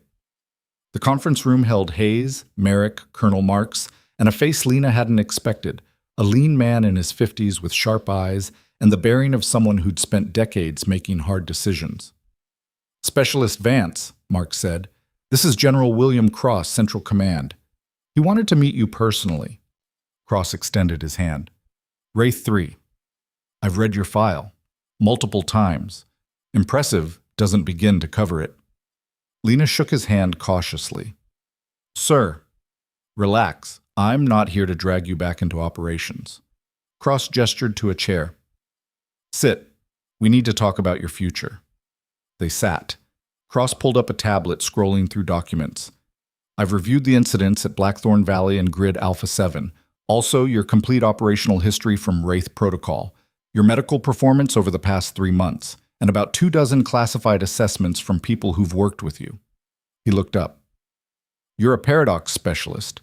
Elite operator who chose to be a medic. Precision killer who saves lives. Someone who should be running Black Ops missions but prefers bandaging routine injuries. Is there a question in there, sir? Just an observation. And a proposal. Cross set down the tablet. Central Command wants to create a new program. Tactical medical response teams. Operators with advanced medical training who can function in high-risk environments where traditional medics can't survive. He paused. We want you to design the program. Train the first teams, be the template. Lena was quiet for a moment. You want me to create more people like me? We want to create people who can do what you do. Integrate combat effectiveness with medical capability. Save lives in situations where others would die trying. Cross leaned forward. This isn't about turning medics into killers. It's about giving them the skills to survive and operate in extreme conditions. And what would my role be? Chief Instructor, Program Director. You'd stay on base, develop curriculum, train candidates, advise on implementation. Cross smiled slightly. Basically, you'd be exactly what Colonel Marks suggested, tactical medical consultant with formal authority and resources. Hayes spoke up. This is a good opportunity, Vance. Real chance to make a difference on a larger scale. And it keeps you visible, Merrick added. Hard for Chen or anyone else to bear you when you're running a high-profile program. Lena looked at each of them, reading the subtext. This wasn't just an offer. It was protection. A way to legitimize her dual nature while keeping her close. I need to think about it, she said. You have 48 hours, Cross said. After that, I need an answer.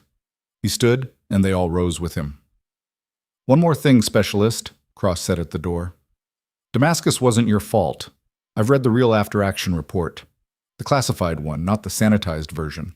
Your team followed orders based on flawed intelligence. You made the tactical decision that kept one operator alive. That's not abandonment, that's survival. He paused. Don't let guilt over their deaths prevent you from honoring their memory by living well. He left, taking Marks and Hayes with him. Merrick remained behind. What do you think? He asked. I think it sounds too good to be true. Maybe it is. Or maybe you've spent so long expecting punishment that you can't recognize opportunity. Merrick moved to the window, looking out at the base. I've been military for 12 years, seen a lot of programs come and go. This one, it's needed. People like you who can fight and heal. That's the future of combat medicine. People like me shouldn't exist. The skills required, they're contradictory. They're complementary. You proved that. He turned to face her. Stop punishing yourself for being good at something difficult. Start using it to make the system better. When did you become a philosopher? When I almost died and a ghost medic saved my life. He grinned. Gives you perspective. After he left, Lena sat alone in the conference room thinking. This was the choice, really. Not between medic and operator, between hiding and leading. Between diminishing herself to avoid attention and stepping forward to create something meaningful. She pulled out her phone and looked at the photograph of her old team she'd saved digitally. "What would you do?" she asked them silently. Marcus would tell her to stop overthinking and take the opportunity. Yuki would analyze every angle before making a recommendation. Cairo would crack a joke about how Lena never could stay retired. They'd all tell her to live, fully, without apology. She made her decision. The next morning, Lena found General Cross in the officers' mess, reviewing reports over coffee. "I'm in," she said without preamble, "but I have conditions." Cross looked up, unsurprised. "I'd be disappointed if you didn't. Sit." She sat. First condition: the program trains people to save lives first, fight second. Medical skills are primary, tactical skills are supplementary. I won't create assassins with first aid training. Agreed. Second, I get final approval on all candidates. No political appointments, no nepotism, no one who doesn't meet standards. Done. Third, the program remains transparent. No black ops missions, no classified assassinations, no Damascus-style operations where politicians sacrifice operators for deniability. Cross was quiet for a moment. That's harder to guarantee. Then guarantee what you can control. Full operational transparency to oversight committees, mandatory after-action reviews, and ironclad rules of engagement. Lena met his eyes. I won't create another Wraith Protocol. This needs to be legitimate or I walk. You drive a hard bargain. I learned from the best and the worst. She paused. Do we have a deal? Cross extended his hand. We have a deal. Welcome to Program Leadership, Director Vance. I'm not a director. You are now, along with the rank promotion that comes with it. Congratulations, Lieutenant Vance. The title felt foreign, wrong, but also right. When do we start? 2 weeks. Gives you time to transition your medical duties and develop initial curriculum. Cross pulled out a folder. Here's your budget, facility access, and preliminary candidate pool. Also, you'll need to select an assistant director, someone who understands both sides of what you're building. Lena already knew who she'd choose. She found Merrick in the training yard running new recruits through basic combat drills. I need to ask you something, she said. Shoot. How do you feel about a promotion? He stopped mid-instruction, turned to face her. Explain. I'm taking the program director position. I need an assistant director who understands combat operations and has credibility with both medical and tactical personnel.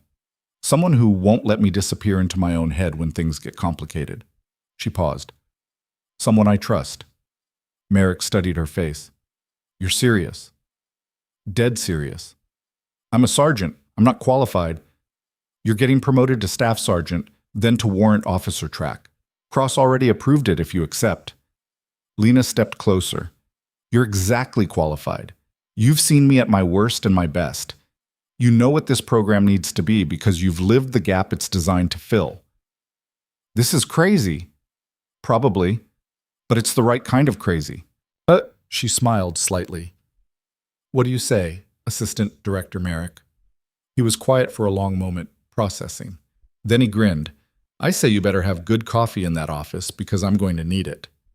We'll get the best coffee the military can provide. So, terrible coffee.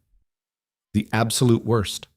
They shook hands and Lena felt another piece of her future clicking into place.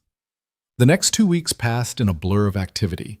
Lena transferred her primary medical duties to other corpsmen, though she kept clinical hours to maintain her skills. She couldn't be just an administrator. The work mattered too much. She and Merrick developed curriculum that balanced tactical training with advanced medical protocols. They reviewed candidate files, debated teaching methodologies, argued about standards, until Hayes threatened to lock them in a room until they agreed. Dr. Quan provided input on medical components. Hayes advised on tactical integration. Even Chen sent notes, surprisingly constructive ones, about operational security and oversight requirements. The program was taking shape, and Lena was finding purpose she hadn't felt since before Damascus. One evening, she was working late in her new office when Dr. Martinez appeared in the doorway. Burning the midnight oil? Someone has to. He sat down uninvited. How are you handling all this? The exposure, the new role, the integration of your identities? Better than expected, worse than I'd like. She set down her tablet. I keep waiting for the other shoe to drop, for Chen to change her mind, for someone to decide I'm too dangerous to leave operational. But that hasn't happened. Not yet. Maybe it won't. Martinez leaned back. Maybe you found the right balance, the right people, the right purpose. Or maybe I'm just in the eye of the storm. Always the optimist, he smiled. For what it's worth, I think you're doing something remarkable. Creating a program that honors both sides of who you are. That's not running from your past. That's transforming it into something constructive. Is this therapy or a pep talk? Can it be both? After he left, Lena returned to work, but his words lingered. Transformation, not running. Maybe that was the key she'd been missing. 3 weeks into program development, Webb appeared during one of Lena's training sessions.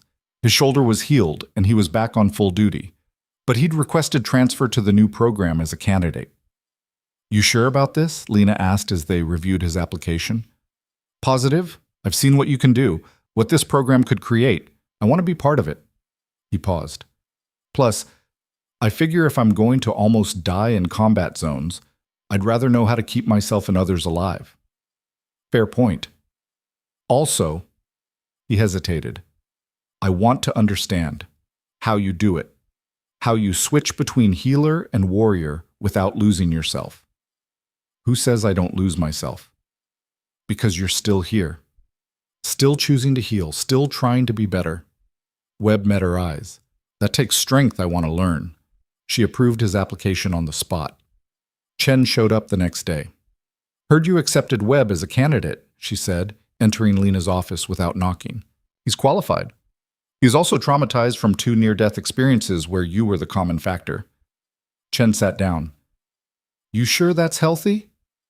I'm sure it's his choice, and he's mentally fit according to Psyche Val. Still, keeping close to your savior? Classic trauma bonding. Or maybe he just wants to learn useful skills. Lena set down her pen. What do you really want, Director Chen? To understand why you're doing this.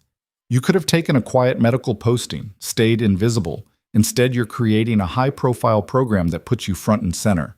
Chen's eyes were sharp. That's the opposite of what someone running from their past would do. I'm not running anymore. No, you're not. Chen smiled slightly, which is either very brave or very stupid. Time will tell which. Is there a point to this visit? Just checking in, making sure you're not becoming a security risk. Chen stood. Also, I read your program proposal. It's good, really good. If it works, it could change how we approach combat medicine. That's the goal. Just remember, good intentions don't prevent catastrophic failures. Damascus proved that. Chen moved to the door. Watch your back, Vance. Not everyone wants you to succeed. She left, and Lena sat in the quiet office, processing the warning. Chen wasn't wrong. Success would bring attention. Attention would bring scrutiny, and scrutiny could still unravel everything. But running hadn't worked. Hiding hadn't worked. Maybe facing it head-on was the only option left. Odd. 2 months after accepting the director position, the program officially launched. 15 candidates selected from across military branches. 8 weeks of intensive training combining advanced trauma medicine with tactical operations. Graduation would certify them as Tactical Medical Response Operators, a new designation in military structure. The first day of training, Lena stood before the assembled candidates in a converted warehouse that served as their training facility. You're here, she began, because someone thought you had potential to do something difficult, to be both healer and protector, to save lives in conditions where others fail. She paused, making eye contact with each candidate. I'm here to tell you that's only half the battle. The other half is learning when to heal and when to fight, when to save and when to let go, when to be gentle and when to be absolute. She walked along the line of candidates. This program will push you past your limits. Medical, tactical, psychological. You'll learn to set IVs under fire, perform surgery in rubble, make triage decisions that haunt you, and you'll learn to fight, Not because we're creating soldiers who happen to know medicine, but because sometimes the only way to save a life is to take one. Webb stood among the candidates, eyes focused and determined. Some of you won't make it, Lena continued. Not because you're weak, but because this specific combination of skills requires a particular mindset. You have to be comfortable with contradictions. You have to hold life sacred while understanding that sometimes violence is necessary to protect it. She stopped at the front of the room. That's hard, really hard, and if you can't reconcile those things, that's okay. But you need to figure it out fast because lives will depend on you. She nodded to Merrick, who stepped forward with training schedules. Welcome to Tactical Medical Response, Merrick said. Hope you brought your pain tolerance. The training began. Week 3. They lost their first candidate. Not to injury, to psychological breakdown. The combination of trauma care and tactical pressure proved too much. She broke during a simulation where she had to choose between saving a patient and engaging a threat. Lena found her in the equipment room, crying. I can't do it, the candidate said. I can't make those choices. Then you can't be in this program, Lena said gently. And that's okay. This isn't for everyone. But I failed. No, you learned something about yourself. That's not failure. That's self-awareness. Lena sat beside her. Combat medicine is one thing. Combat medicine with tactical responsibility is something else. You tried. That's more than most people would do. The candidate left the program without shame. Lena made sure everyone understood recognition of limits wasn't weakness. Week 5, they had their first major success. A training exercise simulating mass casualty event with active shooter. The candidates had to secure the area, treat wounded, and maintain perimeter simultaneously. Webb led his team with calm precision, directing fire, coordinating medical response, making triage decisions under pressure. Everything Lena had hoped to create. When the exercise ended, she pulled him aside. That was textbook, better than textbook. Learn from the best, Webb said, then paused. I understand now what you carry, the weight of making those calls, choosing who lives, who fights, who waits. And it's worth it, to have the skills to make the difference. He looked at her seriously. Thank you for showing us how.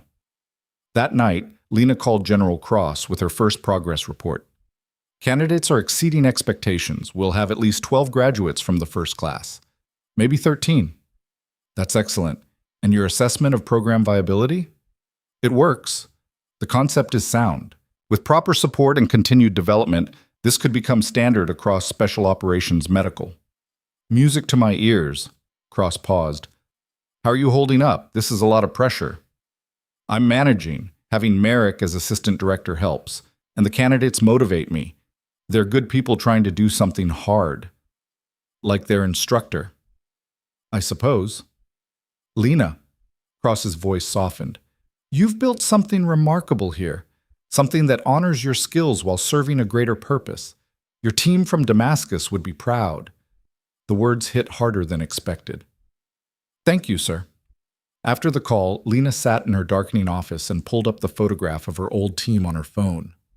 I'm trying, she told them, to make what you taught me matter, to use these skills the right way. For the first time, she could almost imagine they approved. Graduation day arrived with crisp morning air and nervous energy. 13 candidates stood in formation, 12 who'd completed the full program, plus one alternate who'd fought through injury to finish. All had passed medical certification, tactical evaluation, and psychological screening. They were ready. General Cross presided over the ceremony. Colonel Marks presented certifications. Dr. Quan provided medical credentials. And Lena addressed them one final time.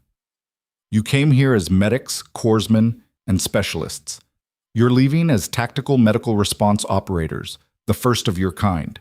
You'll deploy to the hardest environments, face the most difficult situations, and make the choices no one else can make. She looked at each face. You'll save lives. You'll take lives when necessary, and you'll carry the weight of both. That's what we trained you for. She paused, choosing her next words carefully. I won't lie. This path is hard. Some nights you'll question every decision. Some days you'll wonder if the cost is worth it. But remember this, You have the skills to make a difference when it matters most, to be present when others can't, to save people who would otherwise die. Her voice strengthened. That's not just a job. That's a calling. Honor it. The graduate stood taller, and Lena felt pride she hadn't experienced since Damascus. After the ceremony, Hayes found her. You did good, Director. They did good. I just pointed them in the right direction. Don't downplay it. You created something from nothing, turned your trauma and skills into a program that'll save thousands of lives.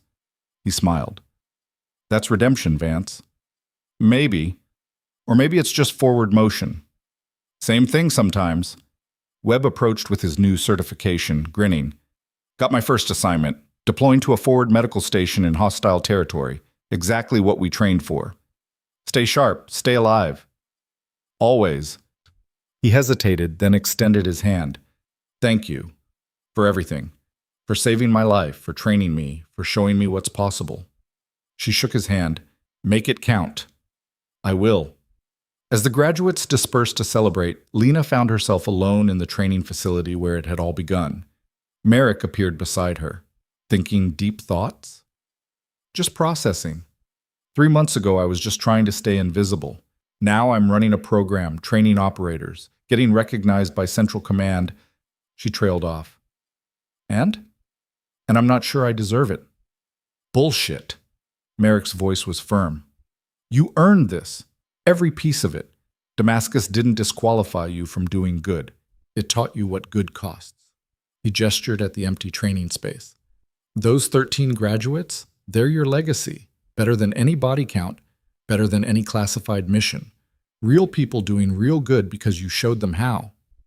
You helped. I assisted. You led. He paused. Stop waiting for permission to accept success, Lena. You've done the work, earned the respect, built something meaningful. Own it. That evening, Lena returned to her quarters and found a package waiting. Inside was a letter from Director Chen, handwritten. Vance, against my better judgment, you proved me wrong. The program works. The candidates are exceptional, and you've managed to integrate your past without becoming a security risk. I still think you're wasted in a training role. Your operational skills are legendary, but I respect your choice. Not many people get second chances. Fewer still make something worthwhile from them. Consider my oversight officially reduced. You've earned your freedom. Don't make me regret it.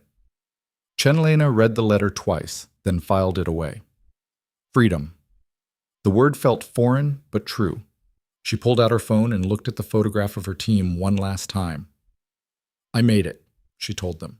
Not unscathed, not unchanged, but I made it to somewhere worth being. She deleted the photo. Not out of disrespect, out of completion. She'd carried them long enough, honored them through action, transformed their loss into purpose.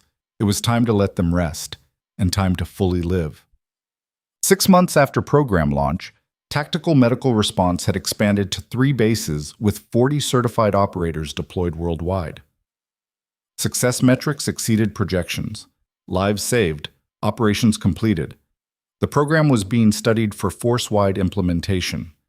Lena received a promotion to captain, unexpected but deserved according to General Cross. She kept clinical hours, kept training, kept teaching. The work grounded her in ways nothing else could. One afternoon, she was in medical reviewing training reports when Dr. Quan entered. Got a minute? Always. Quan sat down, expression thoughtful. I've been thinking about when you first arrived. Quiet. Overqualified. Obviously carrying something heavy. I spent months trying to figure you out. And did you? No, because you weren't just one thing. You were both things, the operator and the healer, trying to choose between them. Quan smiled. Watching you build this program, I realized something. You were never supposed to choose. You were supposed to integrate, become something new that honored both. Is there a point to this philosophical moment? Just wanted to say I'm proud of you, and I was wrong to push you to be only a medic. You're more valuable being completely yourself. Thank you, Sarah. It was the first time Lena had used her first name. Quan noticed, smiled, and left without another word.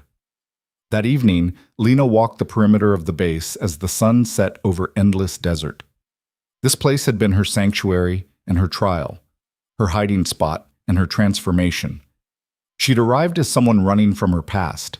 She was leaving, eventually, when rotation orders came, as someone who'd integrated it. Hayes found her watching the sunset. Marks wants to extend your assignment another year. Apparently, Central Command insists you stay to oversee program expansion. What do you think? I think you've built something here worth staying for, but I also think you've proven what you needed to prove. He stood beside her. The question is, what do you want? Lena considered. I want to keep teaching, keep healing, keep making the contradictions work. Then stay. We'll make it happen. Even though I'm not the same quiet medic who arrived 3 months ago? Especially because you're not. Hayes smiled. We need people who understand complexity, who can hold multiple truths simultaneously, who can fight and heal and lead without losing themselves. That's a lot to ask. And yet you do it every day. They stood in comfortable silence, watching the desert paint itself in sunset colors. You know what I learned?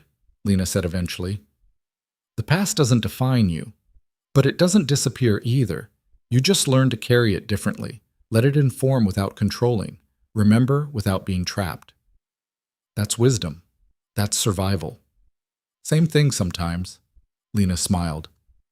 You stole that from me. Learned from the best. 1 year after the program launch, Lena received a visitor she hadn't expected. A young woman in civilian clothes, mid-20s, nervous energy barely contained. Captain Vance, I'm Specialist Sarah Chen. No relation to Director Chen, thank everything. She laughed awkwardly. I'm a medic stationed in Germany. I heard about your program, read everything I could find, and She stopped, gathering courage. I want to apply. Why?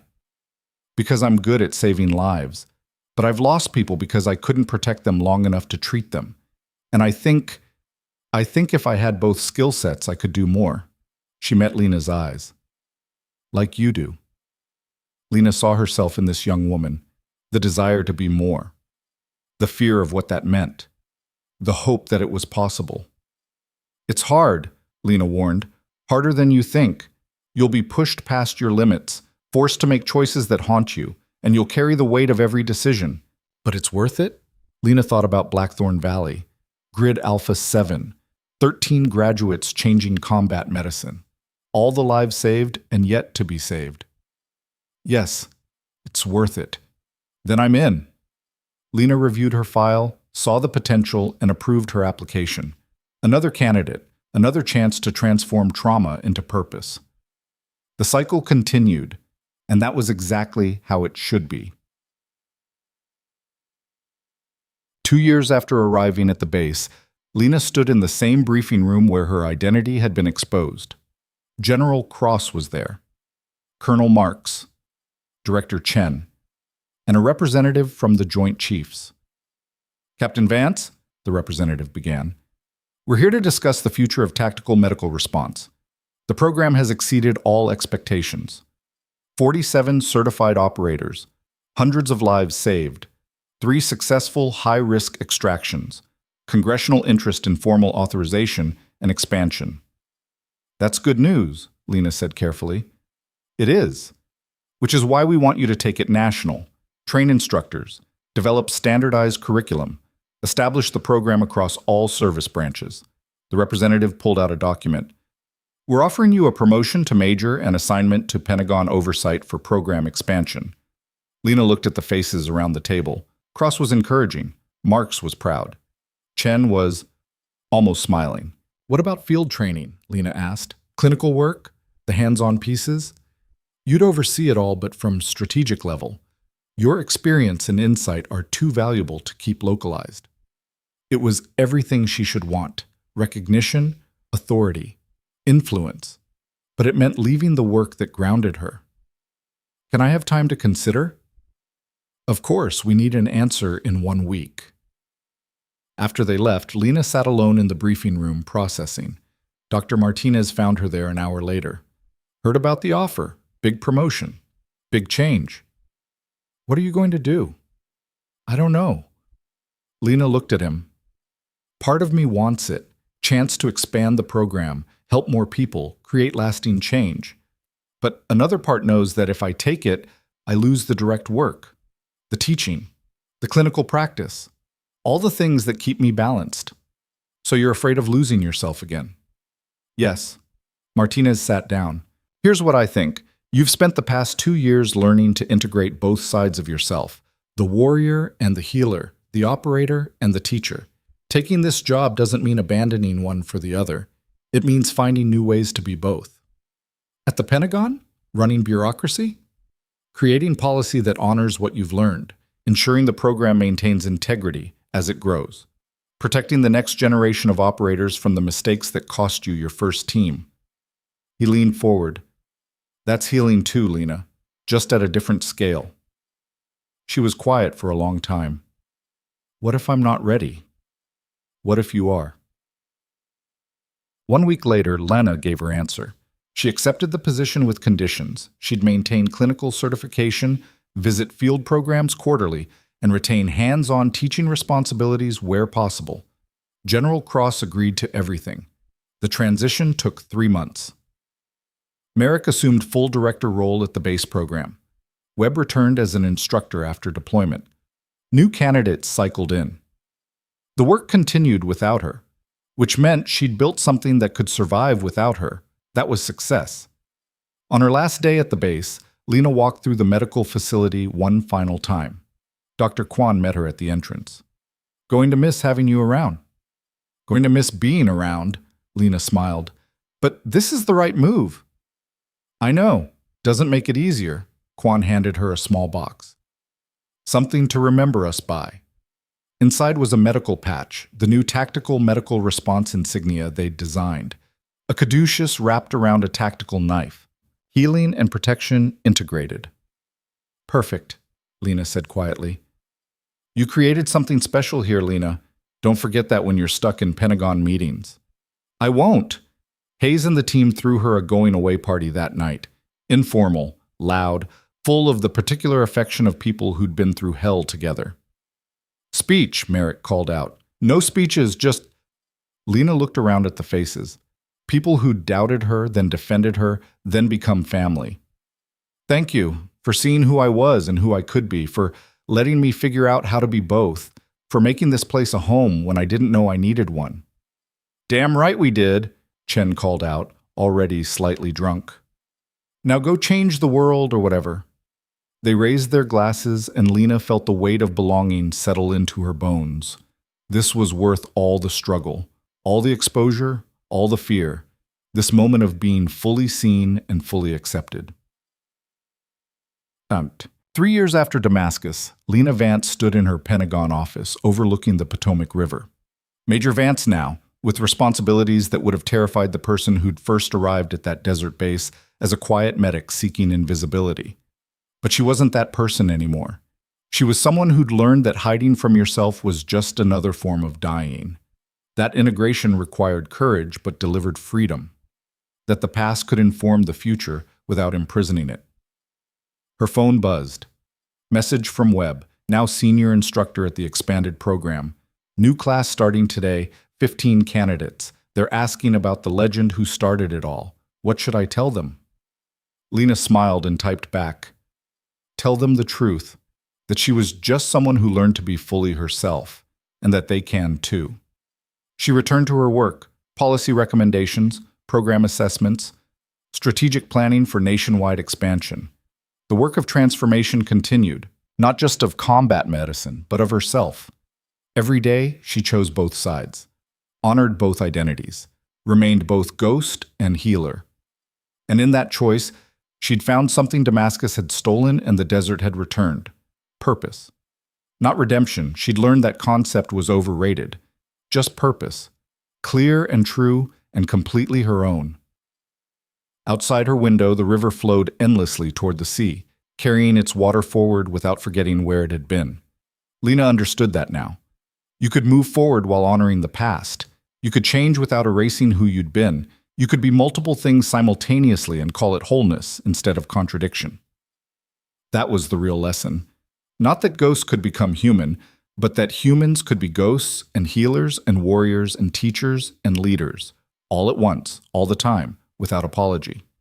She picked up her next file and continued the work. Somewhere in a desert training facility, new candidates were learning to integrate the same contradictions she'd once thought impossible. Somewhere in forward operating bases, tactical medical operators were saving lives using the skills she'd taught them. Somewhere in classified briefings, her program was being cited as revolutionary. And somewhere in her heart, 3 faces from Damascus smiled their approval. Not because she'd avenged them, but because she'd honored them by living fully, completely, and without regret. That was the victory. That was the breakthrough. That was enough. Lena Vance, medic, ghost, warrior, teacher, leader, and finally, fully herself, got back to work. The past was settled. The present was clear. And the future belonged to everyone brave enough to be everything they were meant to be. Without apology, without hesitation, without limits except the ones they chose for themselves. The quietest person in the room might be the one holding everything together. Never judge someone by their role or appearance, because hidden strength reveals itself exactly when it matters most.